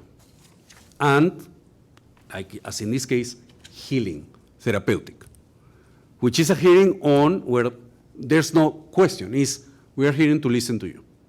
Tell us your story so that the city can hear you. Thank you for telling your story. We're here for you. These are completely different. And yes, true, commissions have taken different approaches. Most commissions take the second approach, most. It doesn't mean that you need to do that. I am proposing here the options, right? And it is you who eventually are going to decide. My general feeling is that because you already have fact-finding, you are already going to create knowledge. And the question is, and this is something you need to decide, is how much people in your community is in denial about what happened, and how do you have an instrument so that people start to believe, start to understand, right? And that is going to decide for you the topics of the hearings, the types of the hearings, the emphasis in the hearings. That's how I see it. Let me finish, because Lois Grace has already told me, sent me a million WhatsApps saying that we are like hours ahead. I also have a question too, when you're All right. finished. Yeah, I'll use very few words just to add to the answer you gave to Manape on judicial impact. I just want to add, since we ended up here at the TRC on racial injustice, and I'm not imagining this, but the TRC has been having social justice impact education, because we've had people come forward and we have been involved in some racial injustice equity issues, for example, in our school district. And so there has been more positive movement. And I also speak that as a person from the harmed people. There has been work that is being done. I'm thinking of, I work for people who are in domestic violence. The office of the Johnson County supervisors, they came to us to see how do we work on language access, because we work with people, a lot of them who do not speak English. So I've been here for more than 20 years. This was the first time we felt seen. So in short, what I'm saying, even before even doing the recommendations, even as we move, since we started from Freedom Riders and finding ourselves here, and I'm not imagining, that is already on record, there has been some racial justice impact, and I'll stop there. That's all that I wanted to add. All right, very useful. All right, Chastity, I think I am done on my side, at least for tonight. Lois Grace has sent me about 7 messages on WhatsApp saying that I was dangerously above time. And what we had envisioned when we had the program was to give a couple minutes to Vi and to Annie to perhaps have a final kind of wrap-up. But I don't know how you want to proceed, because the time is already I mean, running. I just had a question, then maybe I can just put it out there and you can answer tomorrow, but I'll forget it, if that's okay. I'll write it down. I'm just really thinking about earlier when you were talking about, I think kind of vetting the people who want Yes. to speak. Mhm. And I'm curious how we as a commission and how it's worked in other commissions to maintain objectivity. Because if we are essentially having the power to decide who speaks, that seems like we would have the power to be subjective. And I'm just curious how that works, if there are people that disagree, or if we set that decision, we're gonna only hear 40 people, but that 41st person wants to speak, or like how do we navigate those things? No, I mean, every commission has had that discussion, right? And you have to fix certain criteria and to follow your criteria. So in our case, for example, we wrote those criteria. We put them in written form. The cases had to be diverse, not cases from one region of the country only, not cases where they were always victim of this particular group. We had to have diversity of cases, diversity of perpetrator, diversity of epochs of the conflict. First one, that was the most important. Second, the persons need to be sustainable, meaning people who were, who had resilience, who had a certain experience, who had community networks around them, etc. And very important, persons who had already a certain relation with human rights defenders, NGOs, etc. That is, it was not just first person who came from the street to talk to the commission, right? And you know, there were a few criteria, and we had to apply those criteria. And so the staff of the commission made preliminary lists, and our hearings were not on topics, but on regions. So the city of X, the city of Y, the city of Z. In the city of X, we have these 40 names proposed, right? And we make this recommendation, and the commissioners decided. We are going to make this order, this list. And then another thing happens. You need to confirm that the people actually wants to talk, right? And that is why we created something called the protocol of informed consent, meaning we presented each person who was approached for this a document explaining what the hearing was about, what the potential consequences of a hearing were, including negative consequences, so that the person in an informed way said, yes, I actually want to go, or no. And the persons were always free to withdraw at the last minute. So actually, it's not just the question of having the possibility of persons coming, it's also having the possibility of persons leaving and saying, no, I won't do it, right? And so typically we said, okay, in a hearing we're going to listen to 16 people, 8 in the morning, 8 in the afternoon. And that's it, that's our hearing, right? And what happened was the list was discussed well in advance. We invited the people in advance. We provided them with psychosocial support in advance. And in some cases, we also listened to them in advance in private for them to have some sort of a dry run, right? And then we had the actual public event. So it was very, very prepared in that sense. Now, it did happen that in the moment, because of the tension, because the people get so emotional, because of all that, we had cases of people who said, no, I'm not going to do it. And we had to respect that, right? We had cases in which the person was already in the list, was already in the roster, and we said, well, no, she's not going to participate. She wants to speak to the commissioners in private, that's it. And there were a couple of cases where the commissioners themselves felt so under pressure with the public that they said, okay, this lady here who wants to talk, please talk. But that was typically a disaster. That was typically a disaster. Very dangerous, because people were not in a position of balance, in a position of sustainability. They did not have any person to contain them, right? And if you just say, no, that particular lady who's crying, come here and talk to us, that's probably going to be very, very dangerous. Very dangerous. You don't know what the situation of the person is. So it can end up doing more damage, more wrong than good, right? But anyway, why don't we discuss about that with more depth tomorrow? And we look into the different possibilities, because it's for you eventually to decide. This is a model that seems more likely or interesting. Thank you. I don't know. I think actually it's kind of the top of the hour, and I know everybody's a little, my brain's melted. And so I just think Andy and I were discussing, I think really we could probably just close out, and Manape had offered earlier to close out, or Terry, or whoever would. Okay, all right, well, there you have it. I'm gonna let Manape close out, because if I close out, we'll be here till 10. Wait, Manape. I'm Takiapi. Oh. Thank you, everybody, for your attention and, thank you, Eduardo. That's incredible. That's a lot, man.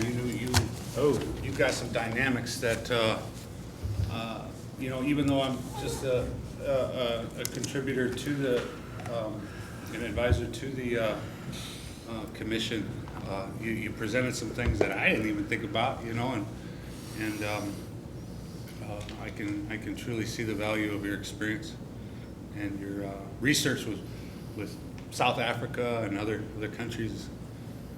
Thank you. But we'll just kind of close this out and kind of close this space. And you know, I hope that each and every one of you finds your home the way you left it, you know, in a good way. But I want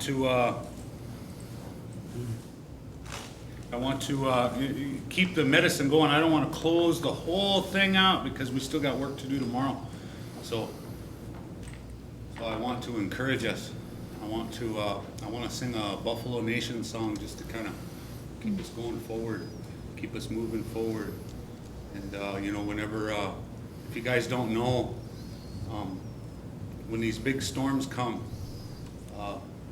your horses and your cows and anything, any domesticated animal, they'll turn their back to the storm. And where I'm from, you can drive around and see horses anywhere really, and you'll see that during the storm they turn their back on. But a buffalo moves into the storm. It faces the storm and walks into it. And the buffalo knows there's tornadoes. The buffalo knows that there's lightning that starts prairie fires. The buffalo knows there's floods. It's aware of those things, but it also has solutions for those things. And so that's why it can walk into those storms so confident. And so this song basically asks that the Buffalo Nation bless us, and we depend on them. On this day is what it kind of says. On this day we depend on you. The nation, the people depend on you. Well, way hey ya, way hey ya, way hey ya, way hey ya, well, hey, way hey ya, way hey